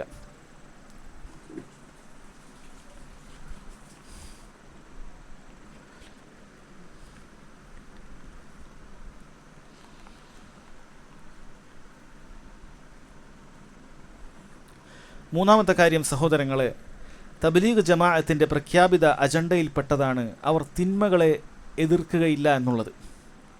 ഏറ്റവും വലിയ തിന്മയായ ശിർക്കും പിന്നീട് അപകടം നിറഞ്ഞ ബിദ്അത്തുകളും ഇവർ നേർക്ക് നേരെ എതിർക്കാറില്ല. പല ബിദ്അത്തുകളും ദഅവത്തിൻ്റെ മസ്ലഹത്ത് എന്ന പേരിലും അല്ലാതെയും ഇവർ അതിനുവേണ്ടി കൂടിക്കൊടുക്കുകയും ചെയ്യും. വെറുതെ പറയുന്ന കാര്യമല്ല ഇത്. ഇവരുടെ കേരളത്തിലെ മുൻ അമീറായിരുന്ന മൂസ മൗലാന, ഇവരുടെ അറിയപ്പെട്ട ആളാണ്, മരിച്ചുപോയി. ഇദ്ദേഹത്തെക്കുറിച്ച് ഇദ്ദേഹത്തിൻ്റെ സ്മരണികയിൽ പറയുന്നത് കാണാൻ സാധിക്കും. ദാഇയ മില്ലത്ത് മൂസ മൗലാന സ്മരണിക, അതിൽ നമുക്ക് കാണാൻ സാധിക്കും പേജ് 62 അഹ്ലുസുന്നത്തി വൽ ജമാഅത്തിൻ്റെ ആശയാദർശങ്ങളിൽ അടിയുറച്ച് വിശ്വസിച്ചിരുന്ന ആ പുണ്യപുരുഷൻ ഇദ്ദേഹത്തെക്കുറിച്ചാണ് പറയുന്നത്. ചില അഭിനവ മൗലവിമാർ റാത്തീബുകളെ വിമർശിക്കുന്നതായി അറിഞ്ഞപ്പോൾ അവർക്കെതിരെ ശക്തമായി പ്രതികരിച്ചു.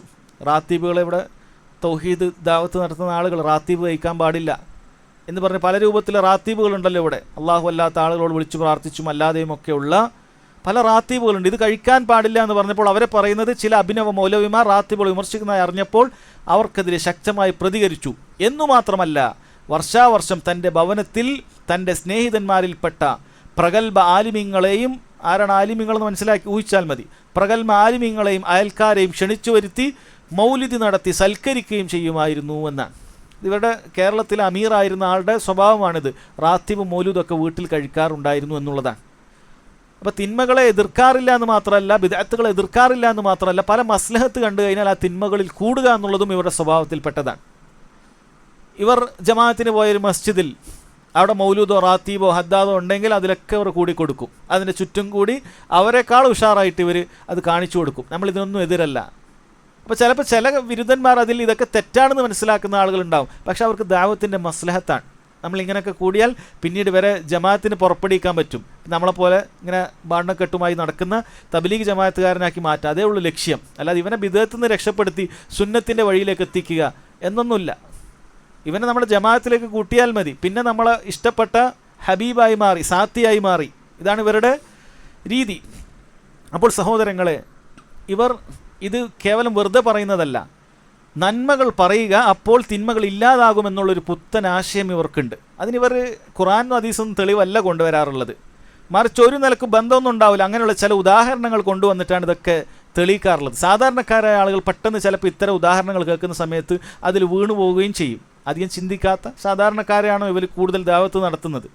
അപ്പോൾ അവരോട് പറഞ്ഞു കൊടുക്കുന്നതാണ്, ഇരുട്ടുള്ളൊരു മുറിയുണ്ടെന്ന് നിങ്ങൾ സങ്കല്പിക്കുക.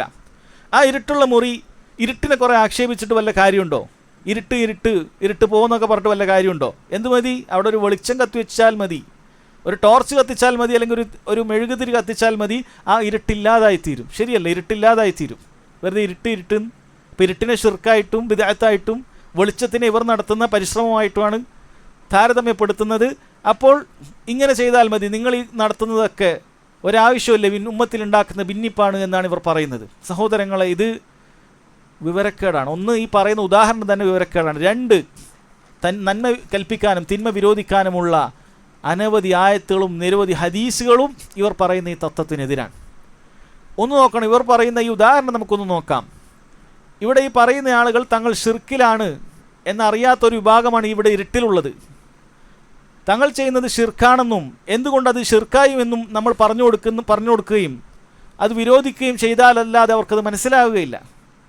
നമ്മളിവിടെ തൗഹീദാകുന്ന വെളിച്ചം വെറുതെ കത്തിച്ചു കൊടുത്താൽ അവരുള്ളത് ഷിർക്കിലാണ്, ഞങ്ങൾ ഇരുട്ടിലാണെന്ന് അവർ അംഗീകരിക്കാത്തവരാണ്. നിങ്ങൾ ഈ വെളിച്ചവുമായി വരുമ്പോൾ ആ വെളിച്ചത്തെ അവർ അംഗീകരിക്കുകയില്ല. ഇതെന്ത് വെളിച്ചമാണ്, ഞങ്ങളുടെ അടുത്താണ് വെളിച്ചം എന്നാണ് ഇരുട്ടിലുള്ളവർ പറയുന്നത്. അപ്പോൾ അല്ല, നിങ്ങളുള്ളത് ഇരുട്ടിലാണ്, നിങ്ങൾ ഷിർക്കിലാണുള്ളത്, നിങ്ങൾ തൗഹീദിലല്ല.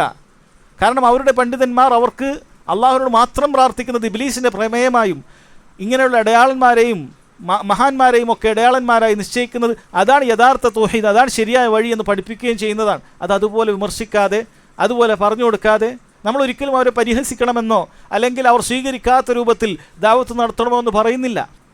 മറിച്ച് ഏറ്റവും നല്ല രൂപത്തിൽ ഉദ്ഉ ഇലാ സബീലി റബ്ബിക ബിൽ ഹിക്മതി വൽ മൗഇദത്തിൽ ഹസന. ഇതാണ് അഹ്ലുസുന്നത്ത് വൽ ജമാഅത്തിന്റെ നിലപാട്. നിങ്ങൾ ഇൽമോടുകൂടിയും ഏറ്റവും നല്ല സദുപദേശത്തോടു കൂടിയും അവർ ക്ഷണിക്കുക. അല്ലാതെ അവരെ കളിയാക്കണമെന്നോ പരിഹസിക്കണമെന്നോ ഈ ദീനിലേക്ക് വരാത്ത രൂപത്തിൽ നമ്മൾ അവരെ ആക്ഷേപിക്കണമോ എന്നല്ല പറയുന്നത്. കൃത്യമായി ദഅവത്ത് നടത്തണം, പക്ഷെ തെറ്റാണെന്ന് പറയണം. വെറുതെ ഇങ്ങനെ വെളിച്ചടിച്ചിട്ട് കാര്യമില്ല. ആ വെളിച്ചം അവിടെ എത്തണം. ആ വെളിച്ചം അവിടെ എത്തേണ്ടതുണ്ട്. ആ ഇരുട്ട് മാറേണ്ടതുണ്ട്. റൂമിൽ വെളിച്ചമിടുന്നത് പോലെ ഷിർക്ക് ഹൃദയത്തിൽ നിറഞ്ഞ ഒരുവന് വെളിച്ചടിച്ചു കൊടുത്താൽ ഹൃദയത്തിൽ നിന്നും ആ ഷിർക്ക് മാറിപ്പോവുകയില്ല. അതിന് മുഖത്ത് വെളിച്ചടിച്ചിട്ടുണ്ടാവും, അതുകൊണ്ട് കാര്യമില്ല. ഹൃദയത്തിലാണ് വിശ്വാസം. അത് നന്നാക്കണമെങ്കിൽ അവൻ്റെ തെറ്റവന് ബോധ്യപ്പെടുത്തണം. അതിന് വേണ്ടതായ രൂപത്തിൽ ഖുർആനിൻ്റെയും ഹദീസിൻ്റെയും അടിസ്ഥാനത്തിലുള്ള തിന്മ വിരോധിക്കൽ അവിടെ നടക്കണം. ഇതില്ലാതെ കേവലം ഇത് എന്തെങ്കിലുമൊക്കെ ഉദാഹരണം പറഞ്ഞിട്ട് കാര്യമില്ല. ഇതാ ഉദാഹരണത്തിൻ്റെ നിരർത്ഥകത പറഞ്ഞതാണ്. ഇനി നോക്കൂ സഹോദരങ്ങളെ, അള്ളാഹു സുബ്ഹാനഹു വ തആല ഖൈറ ഉമ്മത്തിൻ്റെ, ഏറ്റവും നല്ല ഉമ്മത്തിൻ്റെ വിശേഷണം പറഞ്ഞത് നോക്കൂ.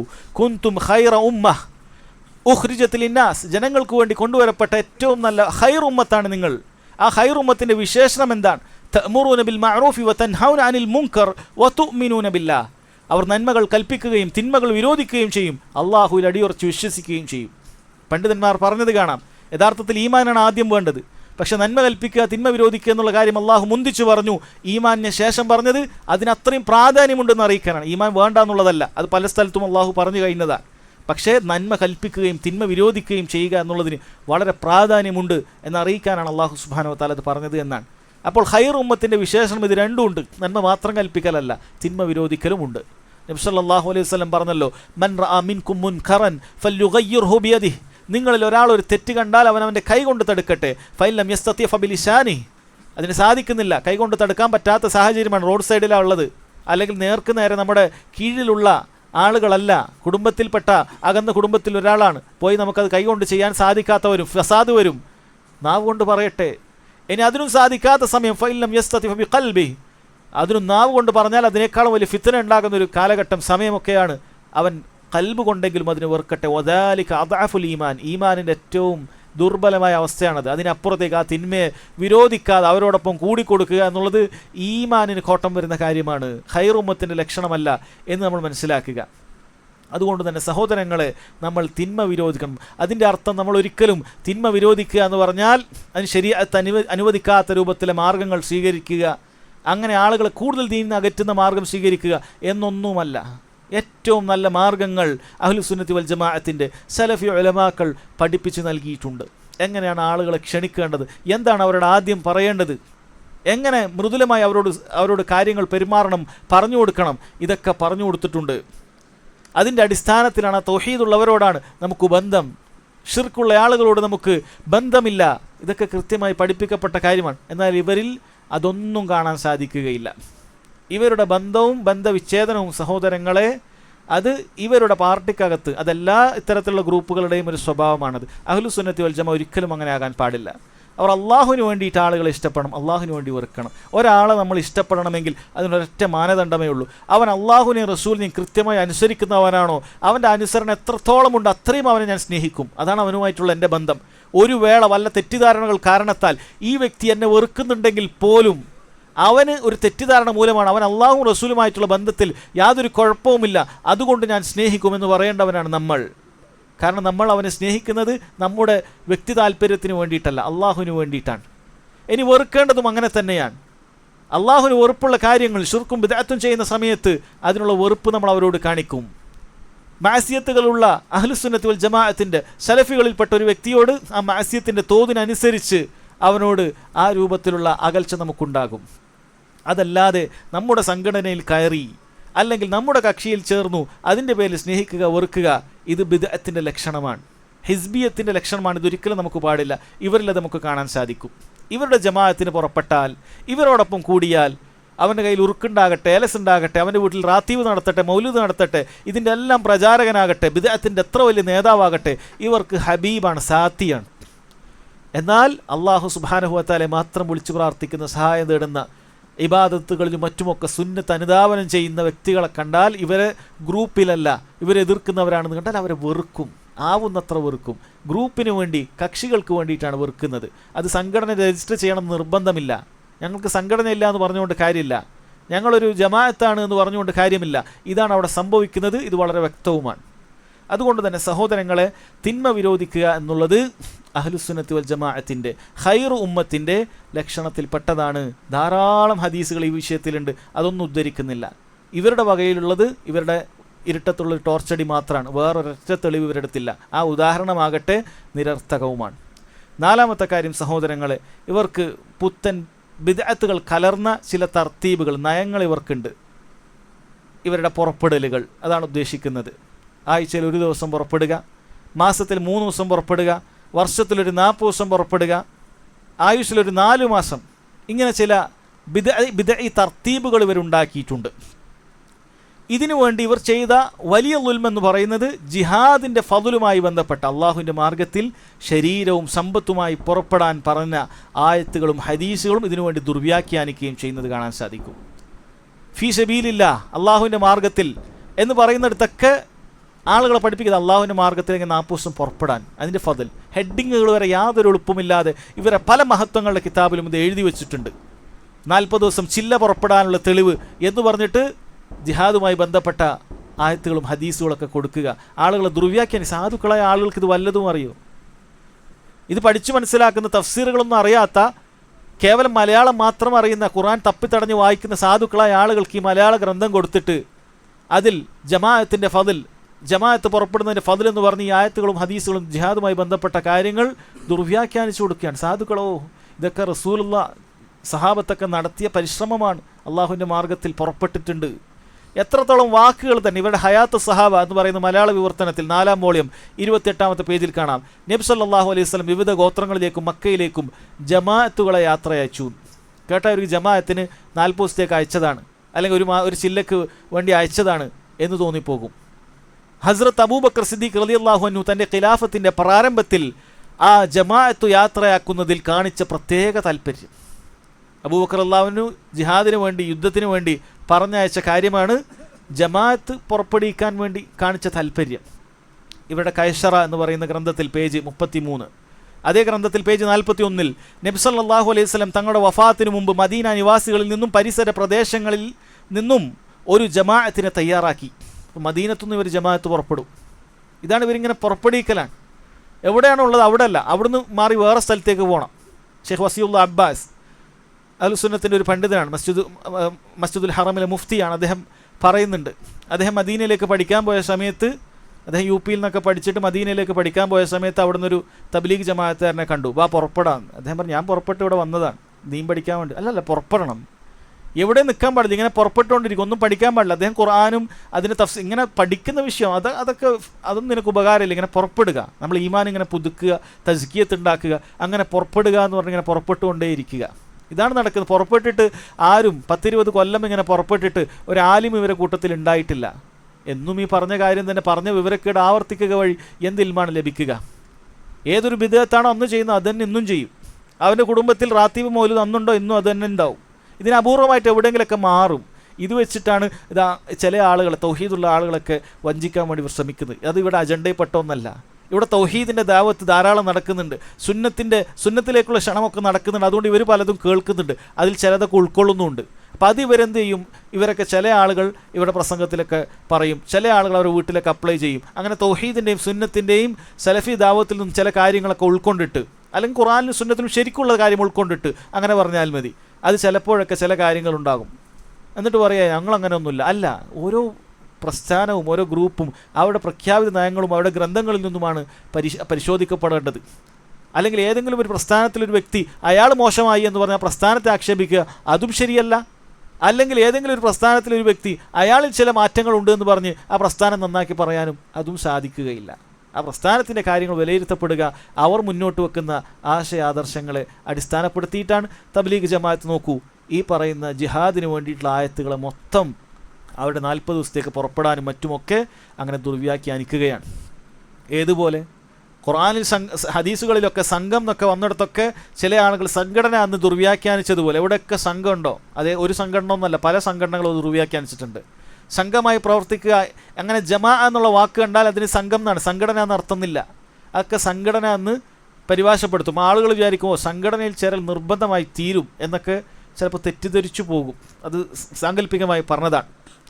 ഇനി നോക്കൂ സഹോദരങ്ങളെ, ഇതിന് വേറെയും ചില ദൂഷ്യഫലങ്ങളുണ്ട്. ഇങ്ങനെ ഈ പുറപ്പെട്ടു പോകുന്നവരിൽ പലരും, ഒരുപാട് പേർ, ഇതിൽ നിന്നൊക്കെ മാറ്റമുള്ള ആളുകളുണ്ട്. എപ്പോഴും നമ്മൾ ശ്രദ്ധിക്കുക, ഇവരിൽ ഒരുപാട് പേർ ലോകത്ത് പല സ്ഥലത്തും ഉലമാക്കളായ ആളുകൾ രേഖപ്പെടുത്തിയിട്ടുള്ള കാര്യമാണ്. പല സ്ഥലത്തെയും വാർത്തകൾ ഒരുമിച്ച് കൂട്ടിയിട്ട് ഇങ്ങനെയുള്ള ആളുകൾ ഇവരുടെ ഒരു സൂഫി ചിന്താഗതികളിലാണ് ഇവർ അടിച്ചേൽപ്പിക്കുന്നത്. 40 ദിവസം അല്ലെങ്കിൽ 4 മാസം പുറപ്പെടുന്ന സമയത്ത് കുടുംബമായിട്ടൊന്നും ബന്ധം പാടില്ല, അതാണ് ഇവരുടെ നിർദ്ദേശം. അങ്ങനെ ഭാര്യയും കുട്ടികളൊക്കെ ദീനി തർബിയത്തിൽ നിന്ന് അകലും. കുടുംബത്തിൻ്റെ അമാനത്തിൽ വരുന്ന വലിയ വീഴ്ച തന്നെയാണിത്. ഇത് നമുക്ക് കാണാൻ സാധിക്കും. കാരണം ഇവരുടെ കുടുംബത്തിൽ പല രൂപത്തിലായിരിക്കും. അതൊന്നും അറിയണ്ട. വീട്ടിൽ ചിലപ്പോൾ കുട്ടികൾ ടിവിയും സിനിമയും മറ്റുമൊക്കെ ആയിട്ട് അങ്ങനെ പല രൂപത്തിൽ പോകുന്നുണ്ട്. ഇയാൾ 40 ദിവസം പുറപ്പെട്ടിട്ടുണ്ടാകും, 4 മാസം പുറപ്പെട്ടിട്ടുണ്ടാകും. ചിലപ്പോൾ സാധുക്കളായ ആളുകളെ ദുനിയാവിൻ്റെ പല കാര്യങ്ങളൊക്കെ ഉദാഹരണപ്പെടുത്തിയിട്ടൊക്കെ പുറപ്പെടുവിക്കുന്ന പരിപാടികൾ ഇവരുടെ അടുത്തുണ്ട്. ആളുകൾ ചിലപ്പോൾ ബുദ്ധിമുട്ടി പ്രയാസപ്പെട്ട് നാട്ടിൽ ജോലി ഇല്ലാത്തതുകൊണ്ട് ഗൾഫിലൊക്കെ പോകുന്നതായിരിക്കും. അപ്പോൾ ഒരു വർഷമൊക്കെ നിങ്ങൾ വീട്ടിൽ നിന്ന് വിട്ടുനിൽക്കുന്നില്ല, അപ്പോൾ ഒരു 40 ദിവസം പുറപ്പെടാൻ നിങ്ങൾക്ക് എന്താ പ്രയാസം? ഒരു 3 ദിവസം പുറപ്പെടും. ചിലപ്പോൾ ഒരു മാസത്തിന് ലീവ് വരുന്ന ആളെ കൊണ്ട് 3 ദിവസവും ഒക്കെ ഇങ്ങനെ പുറപ്പെടുവിപ്പിക്കും. വീട്ടിൽ നിൽക്കാൻ അപ്പവും വിടൂല. അപ്പോൾ ഉദാഹരണം പറയും, നിങ്ങൾക്ക് ദുനിയാവിന് വേണ്ടിയിട്ട് ഇങ്ങനെ പോകാമല്ലേ എന്ന് പറഞ്ഞിട്ട് ആളുകളെ പൊട്ടീസാക്കും. ഇനി ആളുകളിത് പുറപ്പെട്ടാൽ തന്നെ എന്താണ് ഇതുകൊണ്ട് ലഭിക്കുന്നത്? ഒരുപാട് ബിദ്അത്തുകൾ ചെയ്യാന്നല്ലാതെ ഉള്ള വല്ല തൗഹീദോ സുന്നത്തോ ഇവർക്ക് പഠിപ്പിച്ച് കിട്ടുമോ? സഹോദരങ്ങളെ, ഒരിക്കലും ഇല്ല എന്നുള്ളതാണ്. ഇങ്ങനെ ആളുകളെ, സാധാരണക്കാരായ ആളുകളെ ചൂഷണം ചെയ്ത് ഇത് വലിയ ദീനിൻ്റെ മാർഗത്തിലെ പരിശ്രമമാണ്, ഇതിൽ നിന്നും വിട്ടുനിൽക്കുന്നവർ, ജിഹാദിൽ നിന്നൊക്കെ വിട്ടുനിൽക്കുന്നവർ പോലെ ഭീരുക്കളാണ്, അല്ലെങ്കിൽ ദുനിയാവിൻ്റെ ആളുകളാണ് എന്നൊക്കെ പറഞ്ഞിട്ട് ആളുകളെ ബേജാറാക്കിയിട്ട് ഇതിലേക്ക് പുറപ്പെടുവിക്കലാണ് ഇവിടെ പ്രധാനപ്പെട്ട ഒരു ജോലി. അതിന് പല തന്ത്രങ്ങളൊക്കെ ഉണ്ട്. ഇതിന് മസ്ജിദിലൊരു ബയാൻ നടത്തും. ബയാൻ കഴിഞ്ഞാൽ അവസാനത്തിലേക്ക് ജമാഅത്തിന് പുറപ്പെടേണ്ട കാര്യങ്ങൾ ഇങ്ങനെ വിശദീകരിക്കും. ഇപ്പോൾ കൂട്ടത്തിൽ പല മുഹമ്മദ് സാഹിബ്, ഹംസ സാഹിബൊക്കെ ഉണ്ടാവും. അപ്പോൾ ആരൊക്കെയാണ് പുറപ്പെടുന്നതെന്ന് പറയുമ്പോൾ നേരത്തെ ജമാഅത്തുള്ള ആൾക്കാർ തന്നെ ആയിരിക്കും. ഞാൻ പുറപ്പെടുന്നുണ്ട്, മാഷാ അല്ലാഹ് കബൂലാക്കട്ടെ. മറ്റേ ആൾ ഇയാൾക്ക് ഓൾറെഡി പുറപ്പെടാൻ തയ്യാറായതാണ്. അപ്പോൾ 4-5 ആൾക്കാർ പുറപ്പെടാൻ പറയുമ്പോൾ അതിൻ്റെ ഇടയിൽപ്പെട്ട സാധു, അപ്പം ഞാൻ മാത്രമേ പുറപ്പെടാം, ഞാൻ മാത്രം ഒരു ദീനിൻ്റെ പിന്നോട്ട് നിൽക്കുന്ന ഒരാൾ, അപ്പോൾ ഞാനും പുറപ്പെട്ടേക്ക്, അയാളും അല്ല ഞാൻ മോശമായി പോകുമല്ലോ. കാരണം എല്ലാ സാഹിബും ഇവരൊക്കെ നേരത്തെ പ്ലാൻഡാണ്. ഇതിനൊക്കെ ഇവർ മസ്ലഹത്തും ഉണ്ടാവും. ആളുകളെ പ്രേരിപ്പിക്കാൻ ഇങ്ങനെയൊക്കെ ചില തന്ത്രങ്ങൾ എടുക്കാമെന്നൊക്കെ ഉണ്ടായേക്കാം. അങ്ങനെ ആളുകളെ പ്രേരിപ്പിക്കും. ഇനി ആരെങ്കിലും വരൂല എന്ന് പറഞ്ഞു കഴിഞ്ഞാലോ ഓനെ കൊണ്ട് ഇൻഷാ അല്ലാഹ് പറയും, നിങ്ങൾ ഇൻഷാ അല്ലാഹ് പറഞ്ഞു നോക്കുന്നവർ. ഇൻഷാ അല്ലാഹ് സഹോദരങ്ങൾ എപ്പോഴാണ് പറയേണ്ടത്? നമ്മളൊരു കാര്യം ചെയ്യാമെന്ന് ഉറക്കുന്ന സമയത്ത് അള്ളാഹുവിൻ്റെ തൗഫീഖ് ഉണ്ടായാലേ ചെയ്യാൻ സാധിക്കുകയുള്ളൂ എന്നാകുമ്പോഴാണല്ലോ നമ്മൾ കാര്യം പറഞ്ഞിട്ട് ഇൻഷാ അല്ലാഹ് ഞാൻ നാളെ അങ്ങോട്ട് വരാം. വരൂല എന്ന് പറഞ്ഞാൽ നിങ്ങൾ ഇൻഷാ അല്ലാഹ് പറഞ്ഞു നോക്കുക, അള്ളാഹ് എളുപ്പമുണ്ടാക്കും. ഒരു കഥയുമില്ലാത്ത രൂപത്തിൽ ആളുകൾ വെറുതെ ഇൻഷാ അല്ലാഹ് പറയിപ്പിക്കുക. അയാൾക്ക് എങ്ങനെയും വരാൻ പറ്റില്ല. നാളെ എനിക്ക് ഗൾഫിൽ പോകണം, എന്നാലും ഇൻഷാ അല്ലാഹ് എന്ന് പറയാൻ പറയും ചിലപ്പോൾ. ആ രൂപത്തിലാണ് സഹോദരങ്ങളെ ഇവർ ആളുകളെ കൊണ്ട് പുറപ്പെടുവിക്കുന്നത്. ഇതൊരിക്കലും ശരിയല്ല. 5-മത്തെ കാര്യം, അതൊരു പക്ഷേ നമ്മുടെ നാട്ടിൽ പരിചയമുണ്ടോ ഇല്ലേ എന്നറിയില്ല, പക്ഷേ നമുക്ക് അനുഭവങ്ങളുള്ള കാര്യം തന്നെയാണ്. പല ഗൾഫ് രാജ്യങ്ങളിലും ഇവരുടെ അനുഭവങ്ങൾ അത് ചരിത്രപരമായിട്ട് രേഖപ്പെടുത്തിയ കാര്യമാണ്. ഈ പറയുന്ന വിഭാഗത്തിൽ നിന്നും പല തക്ഫീരി ഖവാരിജി ചിന്താഗതിക്കാർ ഉടലെടുക്കാറുണ്ട് എന്നുള്ളതാണ്. തീവ്ര ആശയത്തിൻ്റെ ആളുകൾ പലപ്പോഴും ഇവരുടെ കൂട്ടത്തിൽ നിന്നും ഉടലെടുക്കാറുണ്ട്. ഇവർ പഠിപ്പിച്ചിട്ടാകണമെന്നില്ല പണ്ഡിതന്മാർ പറയുന്ന ഒരു കാര്യം. കാരണം ശറഈയായ ഇൽമ് ശരിക്കും ഇവർ പഠിപ്പിക്കുകയില്ല. ഇവർ പൊതുവെ രക്ഷിച്ചെടുക്കുന്നത് പല മയക്കുമരുന്നും കള്ളും കഞ്ചാവും ഒക്കെ കുടിക്കുന്ന ആളൊക്കെ ഇവർ പോയി നന്നാക്കി കൊണ്ടുവന്ന് നിസ്കരിപ്പിക്കാറുണ്ട്. ഇവർക്ക് യഥാർത്ഥ അഹ്ലുസുന്നത്തിൻ്റെ ആശയാദർശങ്ങളൊന്നും അറിയില്ല. അപ്പോൾ ഏതെങ്കിലുമൊക്കെ തക്ഫീരി തീവ്രവാദ ചിന്താഗതികളായ ആളുകൾ വന്നിട്ട് ഇതിനേക്കാളും വലിയ ഡോസുകൾ കൊടുക്കുമ്പോൾ ഇവർ പെട്ടെന്ന് അങ്ങോട്ടേക്ക് പോകും.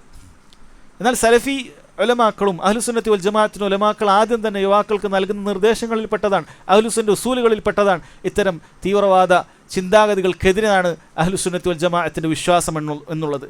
ഭരണാധികാരികൾക്കെതിരെ സംസാരിക്കാൻ പാടില്ല, അവർക്കെതിരെ പുറപ്പെടാൻ പാടില്ല എന്നുള്ള കാര്യങ്ങളൊക്കെ അവർ കൃത്യമായി പഠിപ്പിക്കുന്നവരാണ്. എന്നാൽ ഇവരെ സംബന്ധിച്ചിടത്തോളം അത് പഠിപ്പിക്കാത്തതിൻ്റെ ഫലമായിട്ട് തന്നെ സൗദി അറേബ്യയിലും മറ്റും പല ബോംബാക്രമണവും മറ്റുമൊക്കെ ഉണ്ടായിരുന്ന സമയത്ത് ഇവരിൽപ്പെട്ട പലരെയും അതിൽ നിന്ന് വന്നിട്ടുണ്ട്. ഏതുപോലെ ജമാഅത്തു അൽ ഇഖ്വാനുൽ മുസ്ലിമീൻ്റെ അതേ രൂപത്തിലുള്ള ഇഖ്വാനുൽ മുസ്ലിമീൻ എന്നും ആളുകൾ ഉണ്ടായതുപോലെ തന്നെ, ഇത്തരം ഭീകര പ്രവർത്തനങ്ങൾക്കുണ്ടായതുപോലെ തന്നെ ഇവരിൽപ്പെട്ട ആളുകളും ഉണ്ടായിട്ടുണ്ട് എന്നുള്ള വസ്തുതയാണ്. മാത്രവുമല്ല ഇവരുടെ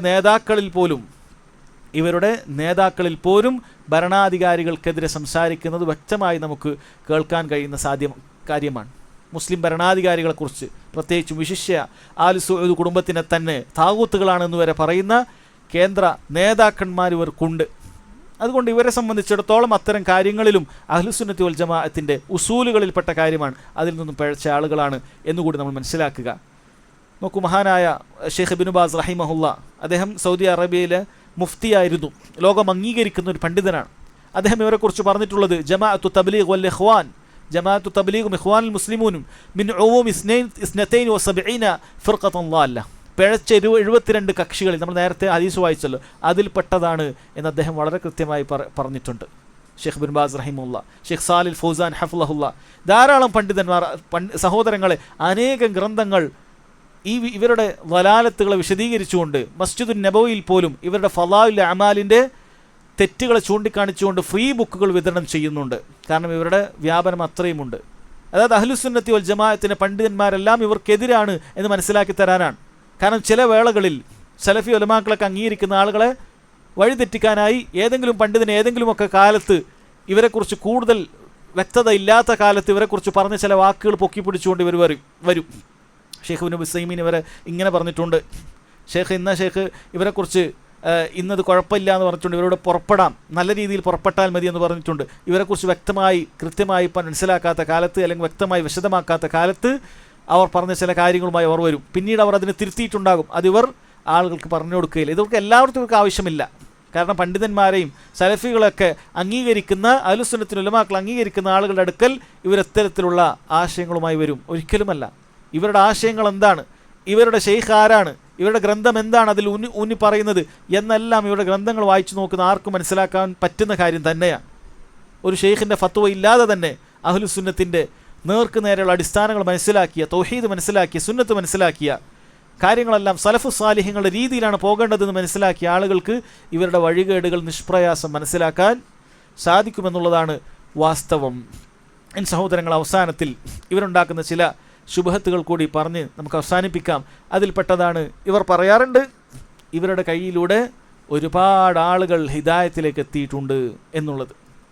മദ്യപിച്ചും മയക്കുമരുന്നടിച്ചും അങ്ങനെ അടിമകളായിട്ടുള്ള ധാരാളം ആളുകൾ ഇവർ നന്നാക്കിയെടുത്തിട്ടുണ്ട് എന്നുള്ളത് അത് കളവല്ല, നമുക്കൊക്കെ അനുഭവമുള്ള കാര്യമാണ്. നാട്ടിലേക്കുള്ള പല ഇത്തരത്തിൽ കള്ളും കുടിച്ചും മറ്റു പല കേസുകളിലൊക്കെ പെട്ട ആളുകൾ, വളരെ മോശമായി ജീവിച്ച പല ആളുകളും ഇവരുടെ കൂട്ടത്തിൽ മാറി താടിയൊക്കെ വെച്ച്, തൊപ്പിയൊക്കെ വെച്ച്, നല്ല ജുബ്ബയും പൈജാമയൊക്കെ ഇട്ട് ജമാഅത്തിന് പുറപ്പെടുന്ന ആളുകൾ ഉണ്ടായിട്ടുണ്ട് എന്നുള്ളത് ശരി തന്നെയാണ്.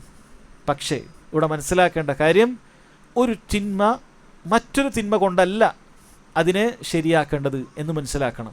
ഒരു തിന്മ ശരി കൊണ്ടാണ്, പ്രത്യേകിച്ചും ശരി നിലവിലുള്ള സമയത്ത് ശരി കൊണ്ടാണ് നന്നാക്കേണ്ടത് എന്നാണ്. 90 അല്ലെങ്കിൽ 100 വർഷം മുമ്പ് ഇല്യാസ് സാഹിബും ശേഷം സക്കരിയ സാഹിബും ഉണ്ടാക്കിയ തബ്ലീഗിന് ശേഷമല്ല ആളുകൾ ഇങ്ങനെ വഴികേടിലായ ആളുകളെ നന്നാക്കാൻ ലോകത്ത് അങ്ങനെയുള്ള കാര്യങ്ങൾ ഉണ്ടായിട്ടുള്ളത്.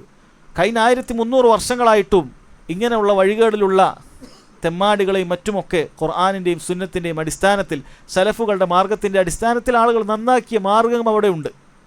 അതുകൊണ്ട് നിങ്ങൾ ഇങ്ങനെയുള്ള ആളുകളെ നിസ്കരിപ്പിച്ചു അല്ലെങ്കിൽ അങ്ങനെയുള്ള കാര്യങ്ങളിലേക്ക് കൊണ്ടുവന്നു എന്നുള്ളത് വലിയ കാര്യമായി പറയേണ്ടതില്ല. 2, ബിദ്അത്ത് എന്ന് പറയുന്നത് യഥാർത്ഥത്തിൽ മഅസിയത്തിനേക്കാളും അപകടം പിടിച്ചതും ഇബ്ലീസിന് ഏറ്റവും ഇഷ്ടപ്പെടുന്നതുമായ കാര്യമാണ്.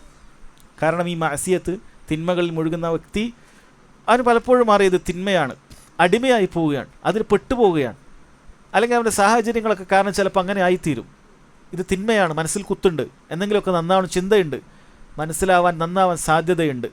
അഹ്ലുസുന്നത്തി വൽ ജമാഅത്തിൻ്റെ യഥാർത്ഥ രീതിയിലേക്ക് വന്നത് നമ്മൾ എത്രയോ കണ്ടിട്ടുള്ളതാണ്. അങ്ങനെ പല വലാലത്തിലുമുണ്ടായ ആളുകൾ അങ്ങനെ യഥാർത്ഥ മാർഗത്തിൽ വന്നിട്ടുണ്ട്. എന്നാൽ ഇത്തരം ബിദ്അത്തിൽ പ്രസ്ഥാനത്തിലേക്ക് ചേർന്ന ആളുകൾ 20 അല്ല 30 അല്ല 50 വർഷമായാലും അവർ അതിൽ തന്നെ തുടരുന്നത് കാണാൻ സാധിക്കും. അതാണ് ബിദ്അത്തുകാർ തൗബ അവർക്ക് അടക്കപ്പെട്ടിരിക്കുന്നു, ബിദ്അത്തുകാർ ആ ബിദ്അത്ത് ഒഴിവാക്കുന്നത് വരെ തൗബ തടയപ്പെട്ടിരിക്കുന്നു എന്നതിൻ്റെ വ്യാഖ്യാനം. കാരണം അവർ തൗബ ചെയ്യാൻ സാധ്യതയില്ല. തെറ്റാണെന്ന് അറിയുന്നവനല്ലേ അത് തൗബ ചെയ്യുകയുള്ളൂ. അവർക്ക് തെറ്റാണെന്നറിയില്ല, പിശാച് നന്മയാക്കി കാണിച്ചു കൊടുക്കുകയാണ്. അതുകൊണ്ട് അതൊരിക്കലും ഒരു ന്യായമല്ല. അവരുടെ കയ്യിലൂടെ ഒരുപാട് തെമ്മാടികൾ നിസ്കരിക്കാനും നോമ്പെടുക്കാനും തുടങ്ങി എന്നുള്ളത് ഒരിക്കലും ന്യായമല്ല. മുള്ളിനെ മുള്ളുകൊണ്ടല്ല എടുക്കേണ്ടത്, മുള്ളിനത് കൃത്യമായി യഥാർത്ഥ രൂപത്തിലാണ് എടുക്കേണ്ടത് എന്ന കാര്യം മനസ്സിലാക്കുക. രണ്ടാമത് അവർ പൊതുവേ പറയാറുള്ള ഒരു ബാലിശമായ ഒരു സന്ദേഹമാണ്, ജമാഅത്തിനെ കുറിച്ച് വിമർശിക്കണമെങ്കിൽ നിങ്ങളൊന്ന് പുറപ്പെട്ടു നോക്കണം. നിങ്ങൾ നമ്മളോടൊന്ന് പുറപ്പെട്ടു നോക്കുക, ബാക്കി എന്തോ അവിടെ നിൽക്കട്ടെ, ഗ്രന്ഥങ്ങളിലുള്ളതും അതും ഇതൊക്കെ അവിടെ നിൽക്കട്ടെ, ഇതൊക്കെ നമ്മൾ പറഞ്ഞു കൊടുത്താലും നിങ്ങളൊരു 3 ദിവസം അങ്ങോട്ട് പുറപ്പെടും. ഒരു 3 ദിവസം വരെ പുറപ്പെടാതെ, അല്ലെങ്കിൽ ശരിക്കും 40 ദിവസം പുറപ്പെട്ടെങ്കിൽ പൂർത്തിയാകും, ജമാഅത്തിനെ കുറിച്ച് ശരിക്കും മനസ്സിലാക്കാൻ പറ്റും എന്നൊക്കെയാണ് അവർ പറയുന്നത്. സഹോദരങ്ങൾ, ഇത്രയും വലിയ വഴികേടാണ് ഇവരുടെ ഗ്രന്ഥങ്ങളിലും ഇവരുടെ ആശയങ്ങളിലും ഇവരുടെ ആദർശങ്ങളിലും ഉള്ളത് എന്ന് മനസ്സിലാക്കിയതിന് ശേഷം ഇവർ കൂടെ പുറപ്പെട്ടാലേ ശരിയാവുകയുള്ളൂ എന്ന് പറയുന്നതിന് എന്തു ന്യായമാണുള്ളത്? പണ്ഡിതന്മാരായ ആളുകൾക്ക് അതിൻ്റെ വല്ല ആവശ്യവുമുണ്ടോ? അവരുടെ ഗ്രന്ഥങ്ങളിലുള്ള ഈ കാര്യങ്ങൾ തന്നെ ധാരാളമായ കാര്യമല്ലേ? അല്ലേ? അഹ്ലുസുന്നത്തി വൽ ജമാഅത്തിൻ്റെ പണ്ഡിതന്മാർക്ക് ഹൈലിൻ്റെയും നിഫാസിൻ്റെയും ഒക്കെ നിയമങ്ങൾ എഴുതണമെങ്കിൽ, അതിനെക്കുറിച്ച് പറയണമെങ്കിൽ, അതിൻ്റെ നിയമങ്ങൾ വിശദീകരിക്കണമെങ്കിൽ അവർക്ക് ഹൈലും നിഫാസ് ഉണ്ടാകേണ്ടതുണ്ടോ? അതിൻ്റെ ആവശ്യമില്ല.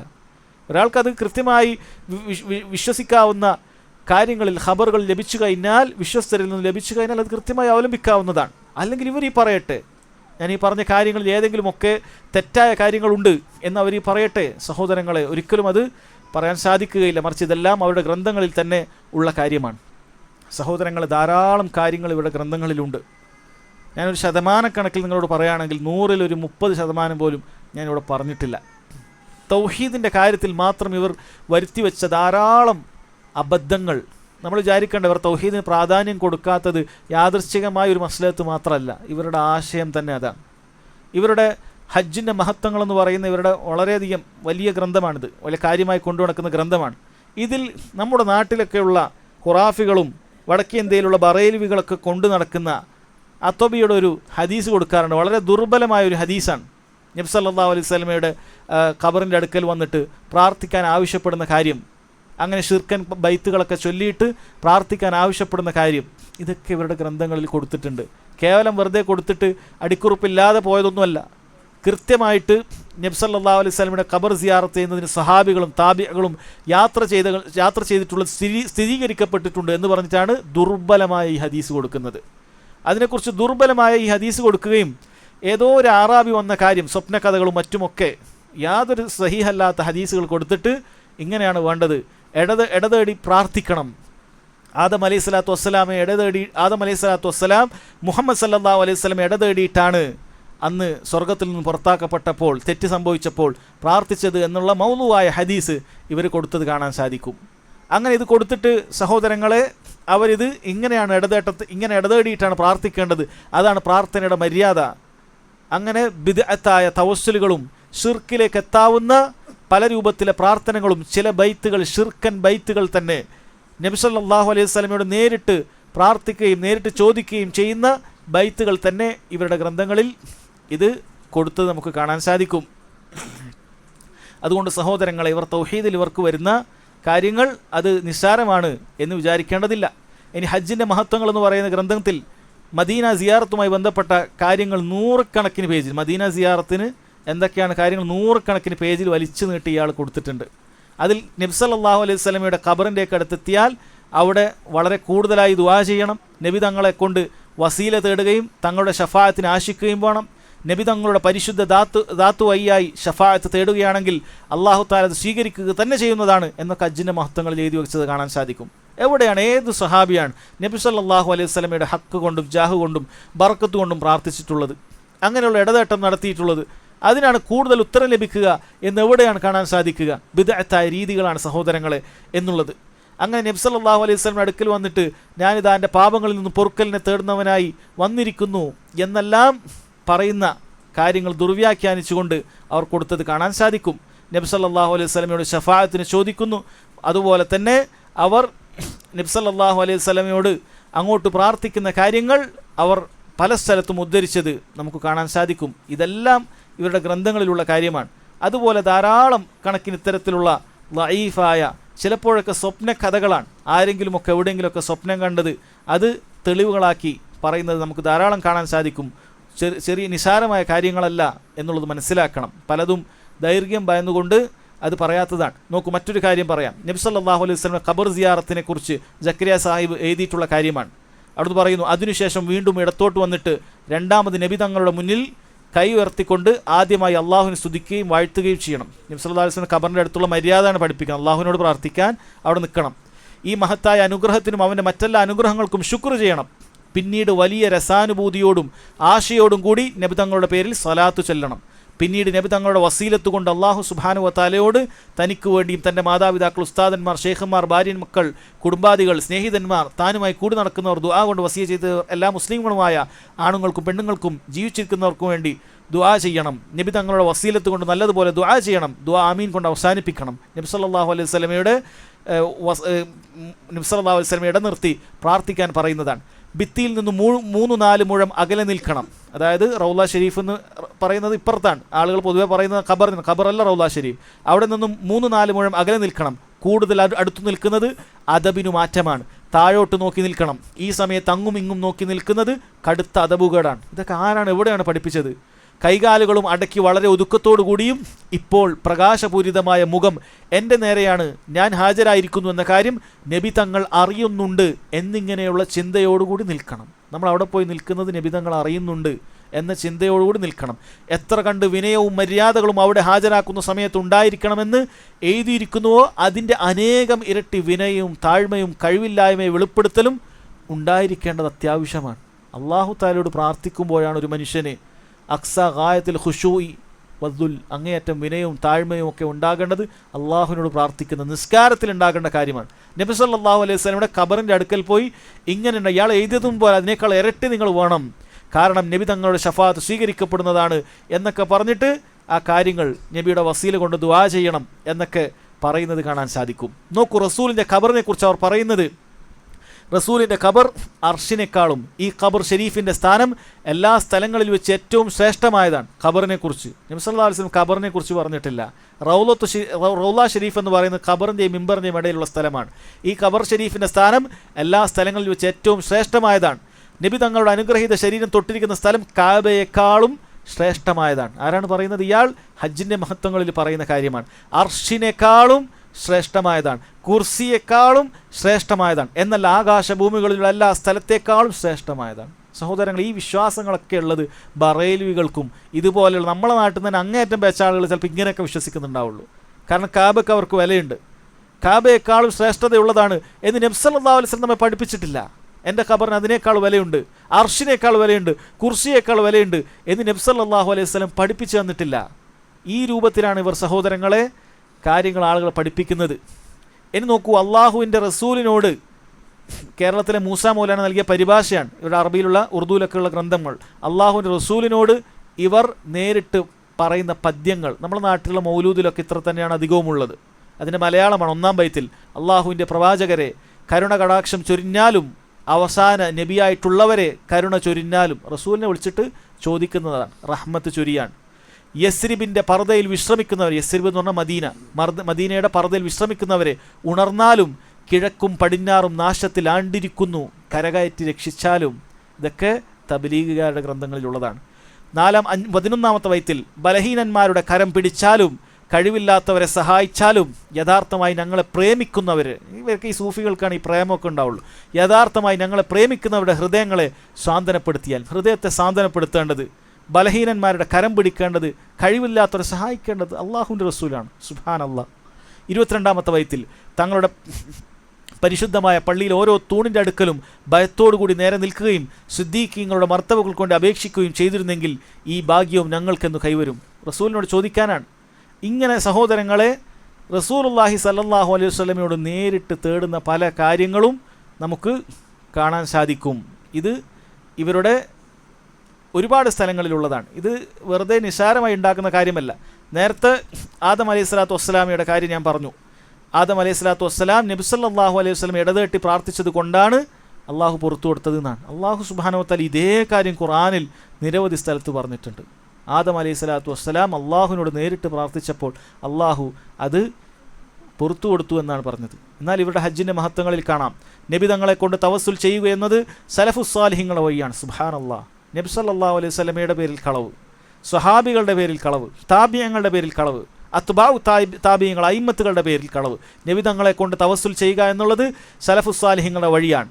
നബിമാരും വലിയകളും നബി തങ്ങളുടെ വസീലത്ത് കൊണ്ട് ദുആ ചെയ്തിരുന്നു. നബിമാർ ദുആ ചെയ്തിരുന്നു. അത് ഉദ്ധരിക്കും. ഹാക്കിം റിവായത്ത് ചെയ്യുകയും സഹിയാണെന്ന് പറയുകയും ചെയ്തിട്ടുള്ള ഒരു ഹദീസിൽ ഇപ്രകാരം വന്നിരിക്കുന്നു: ആദം അലൈഹി സ്വലാത്തു വസ്സലാം അവറുകളിൽ നിന്നും പഴം തിന്നുപോയ കുറ്റമുണ്ടായപ്പോൾ അദ്ദേഹം മുഹമ്മദ് നബി സല്ലല്ലാഹു അലൈഹി വസല്ലമയുടെ വസീല കൊണ്ട് അള്ളാഹുവിനോട് ദുആ ചെയ്തു.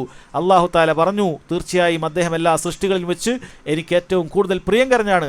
അദ്ദേഹം വഴിയായി നിങ്ങൾ പൊറുക്കലിനെ തേടിയത് കൊണ്ട് നിങ്ങളുടെ പാപം ഞാൻ മാപ്പ് ചെയ്തിരിക്കുന്നു. ഇതൊക്കെ മൗലൂആയ ഹദീസിൽപ്പെട്ടതാണ്. ഹാക്കിമിന് ഈ വിഷയത്തിൽ വന്ന ഒരു അബദ്ധമാണ് എന്ന് ശേഷമുള്ള പണ്ഡിതന്മാർ പറഞ്ഞിട്ടുണ്ട്. എന്നാൽ ഇദ്ദേഹം മുഹദ്ദിസാണെന്ന് പറയുന്ന ആളുടെ സ്വഭാവമാണോ ഇത് സഹോദരങ്ങളെ? ഒരു മുഹദ്ദിസാണെങ്കിൽ ഒരിക്കലും ഇത്തരത്തിൽ അബദ്ധമുള്ള ദുർബലതയുള്ള ഖുർആനിൻ്റെ നസ്സിനോടെതിരാകുന്ന അനേകം സ്വഹിയായ ഹദീസുകളോട് എതിരാകുന്ന ഒരു നബിമാർക്കും സാലിഹ്യങ്ങളായ ഒരാൾക്കും പരിചയമില്ലാത്ത ഇത്തരം കാര്യങ്ങൾ, സൂഫികൾ കൊണ്ടു നടക്കുന്ന കാര്യങ്ങൾ ഇതെടുത്ത് ആളുകൾക്ക് പ്രയോഗിക്കുകയാണ്. അതുകൊണ്ട് ഇവരുടെ ഈ ഹജ്ജിൻ്റെ മഹത്വങ്ങളും മറ്റു പോരിശകളും സദക്കയുടെ മഹത്വങ്ങളൊക്കെ വായിച്ചാൽ ഒരു സൂഫിയായി തുടരുക എന്നല്ലാതെ തൗഹീദിലേക്ക് വരികയില്ല. 40 അല്ല 50 അല്ല എത്ര വർഷങ്ങൾ ഇവരുടെ കൂടെ കഴിഞ്ഞാലും അത് വരികയില്ല. ഇനി ദിക്റിൻ്റെ മഹത്വങ്ങളിൽ നോക്കിക്കോളൂ. അതുകൊണ്ട് ഹദീസിൽ പറയപ്പെട്ടിരിക്കുന്നത് കാര്യങ്ങളിലൊന്നും ഒരു സംശയത്തിനും അവകാശമില്ല. അക്കൂട്ടത്തിൽ നബി സല്ലല്ലാഹു അലൈഹി വസല്ലമയെ കൊണ്ട് വസീലത്ത് തേടിയതും അർശിൽ ലാ ഇലാഹ ഇല്ലല്ലാഹ് മുഹമ്മദുർ റസൂലുള്ളാഹ് എന്ന് എഴുതപ്പെട്ടിരുന്നതും ഉൾപ്പെടുന്നതാണ്. അദ്ദേഹം എന്താ പറയുന്നത്?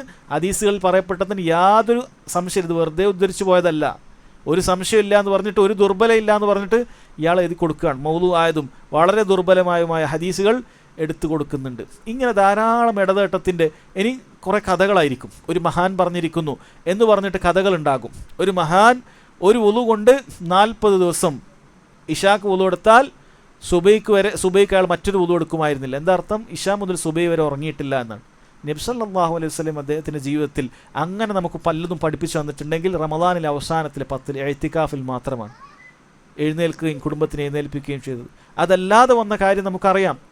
3 ആളുകൾ വന്നിട്ട് നബി സല്ലല്ലാഹു അലൈഹി വസല്ലം അമലുകൾ കുറഞ്ഞുപോയി എന്ന് കണ്ടപ്പോൾ അവരിൽ ഒരാൾ പറഞ്ഞു, ഞാനിനി രാത്രി ഉറങ്ങുകയേയില്ല, പൂർണ്ണമായി നിസ്കരിക്കുമെന്ന് പറഞ്ഞപ്പോൾ നബി സല്ലല്ലാഹു അലൈഹി വസല്ലം പറഞ്ഞ കാര്യമാണ്, മൻ റഗിബ അൻ സുന്നതി ഫലൈസ മിന്നി. എൻ്റെ സുന്നത്തിൽ ആർക്കാണ് വിമുഖത തോന്നിയത് അവൻ എന്നിൽപ്പെട്ടതല്ല. കാരണം ഞാൻ ഉറങ്ങുകയും നിസ്കരിക്കുകയും ചെയ്യുമായിരുന്നു. രാത്രി ഉറങ്ങണം, നിസ്കരിക്കുകയും വേണം. എന്നാൽ ഇവർ രാത്രി ഉറങ്ങുന്നത് വലിയ പാതകമായിട്ടാണ് അവതരിപ്പിക്കുന്നത്. സൂഫിയാക്കളായ ആളുകൾ രാത്രി ഉറങ്ങുന്നത് അത് വലിയ പാപമാണ്, ലഅനത്താണ് എന്ന രൂപത്തിൽ. ഇതൊക്കെ സൂഫികളുടെ വിശ്വാസമാണ്. അതിര് വിട്ടുകൊണ്ട് അള്ളാഹു സുബ്ഹാനഹു വ തആല പറയാത്ത രൂപത്തിൽ ഇബാദത്തുകൾ അർപ്പിക്കുക എന്നുള്ളത് ഇതൊക്കെ ഇവരുടെ ഗ്രന്ഥങ്ങളിൽ കാണാൻ സാധിക്കും. സൂഫികൾ എന്തൊക്കെയാണോ ഇബാദത്തിനുമായി ബന്ധപ്പെട്ട് എഴുതി വച്ചിട്ടുള്ളത് അതൊക്കെ സഹോദരങ്ങളെ ഇവരുടെ ഗ്രന്ഥങ്ങളിൽ നമുക്ക് കാണാൻ സാധിക്കുന്നതാണ്. ഇതൊന്നും വെറുതെ പറയുന്നതല്ല. ഓരോ ഇവരുടെ ഗ്രന്ഥം മലയാളത്തിൽ, മിക്കതും മലയാളത്തിൽ എഴുതിയത് കൊണ്ട് നമുക്ക് ഉറുദുവിൽ നോക്കി കഷ്ടപ്പെട്ട് കൊണ്ടുവരേണ്ട പണിയൊന്നുമില്ല. ഒക്കെ മലയാളത്തിൽ തന്നെ ഇവർ എഴുതിയിട്ടുണ്ട്. പക്ഷേ ഇവർ നോക്കിയാൽ നിങ്ങൾക്ക് മനസ്സിലാക്കാൻ സാധിക്കും. ഇവർ മസ്ജിദുകളിൽ ചില കടലാസുകൾ വെച്ചിട്ടുണ്ട്, അത് മാത്രമേ വായിക്കുള്ളൂ, മുഴുവൻ വായിക്കില്ല. ബാക്കി അതിൻ്റെ സാത്തിയായി നിങ്ങൾ കൂടിയാൽ പിന്നീട് ഈ കിതാബുകൾ വായിക്കലും വീട്ടിൽ നിന്ന് വേറെ സദസ്സൊക്കെ ഉണ്ട്. അങ്ങനെ നിങ്ങൾ ത്വരീഖത്തിൽ ബൈഅത്ത് ചെയ്യുന്ന അവസ്ഥ എത്തും. ഇതൊന്നും പലർക്കും അറിയില്ല. ഇവരുടെ കൂട്ടത്തിലെത്തിയാൽ പലരും ബൈഅത്ത് ചെയ്തവരാണ് രഹസ്യമായിട്ട്. അങ്ങനെ ഒരു ബൈഅത്ത് ഇസ്ലാമിലില്ല. ഇസ്ലാമിലുള്ള ബൈഅത്ത് മുസ്ലിം ഭരണാധികാരികൾക്ക് നൽകുന്ന ബൈഅത്ത് മാത്രമാണ്. അതല്ലാതെ സംഘടനാ നേതാവിനോ നാട്ടിലെ ജമാഅത്തിനോ അങ്ങനെയുള്ള ബൈഅത്തില്ല. അമീറുകൾ പലപ്പോഴും ഉണ്ടാകും, യാത്രക്ക് അമീർ ഉണ്ടാകും, അങ്ങനെയുള്ള അമീറുകൾ നിശ്ചയിക്കപ്പെട്ടിട്ടുണ്ട്. പക്ഷെ അതിന് ബൈഅത്തുകളില്ല. ആ ബൈഅത്തുകൾ അവർ സഹോദരങ്ങളെ അവർക്കുണ്ട് എന്നുള്ള കാര്യം മനസ്സിലാക്കുക. അവരുടെ ഷെയ്ഖ് തന്നെ 4ഓളം ഇത്തരത്തിലുള്ള ത്വരീഖത്തുകളുടെ ഷെയ്ഖാണ്. അദ്ദേഹം ഒരുപാട് ആളുകൾക്ക് അതിൻ്റെ ബൈഅത്തുകളും നടത്തിയിട്ടുണ്ട് എന്ന് നമ്മൾ ആമുഖത്തിൽ വായിച്ചിട്ടുണ്ട്. ഇനി ഇവരുടെ ബിദ്അത്തുകൾ പറയുകയാണെങ്കിൽ ധാരാളം കണക്കിനുണ്ട്. ഒന്നാമത് ഇവർ ബിദ്അത്തുകളെ എതിർക്കാത്ത ആളുകളായതുകൊണ്ട് ഇവർക്ക് ബിദ്അത്ത് ഉണ്ട് എന്ന് പ്രത്യേകം പറയുന്നതിൽ അർത്ഥമില്ല. ഇവരെല്ലാ ബിദ്അത്തുകളും ഇവർക്ക് യാതൊരു കുഴപ്പമില്ല. നമ്മൾ നേരത്തെ വായിച്ചതാണ്. ഇവരുടെ സ്റ്റേറ്റ് അമീർ തന്നെ റാത്തീബും മൗലൂദൊക്കെ വീട്ടിൽ കഴിക്കുകയും ആലിമീങ്ങളെയും മറ്റുമൊക്കെ വിളിച്ച് ഭക്ഷണം കൊടുക്കുകയൊക്കെ ചെയ്യുന്ന ആൾക്കാരാണ്. റാത്തീബിലും മൗലൂദിലൊക്കെ ഉള്ള പോലത്തെ ബിദ്അത്തുകൾ പലതും താഴെ ബാക്കിയുള്ളതിൽ വരുള്ളൂ, അല്ലേ? ബാക്കിയുള്ള പല ബിദ്അത്തുകളിലും ഷിർക്ക് കലർന്ന വാക്കുകളൊക്കെ കുറവാണ്. അതുകൊണ്ട് ബിദ്അത്തുകൾ എന്ന് പറയുന്നത് ഇവരുടെ ഒരു വലിയ വിഷയത്തിൽപ്പെട്ട കാര്യമൊന്നുമല്ല. ഇവർ തന്നെ അതിനെല്ലാം കൂടിക്കൊടുക്കുകയും ഒക്കെ ചെയ്യുന്ന ആളുകളാണ് എന്ന് മനസ്സിലാക്കുക സഹോദരങ്ങളെ.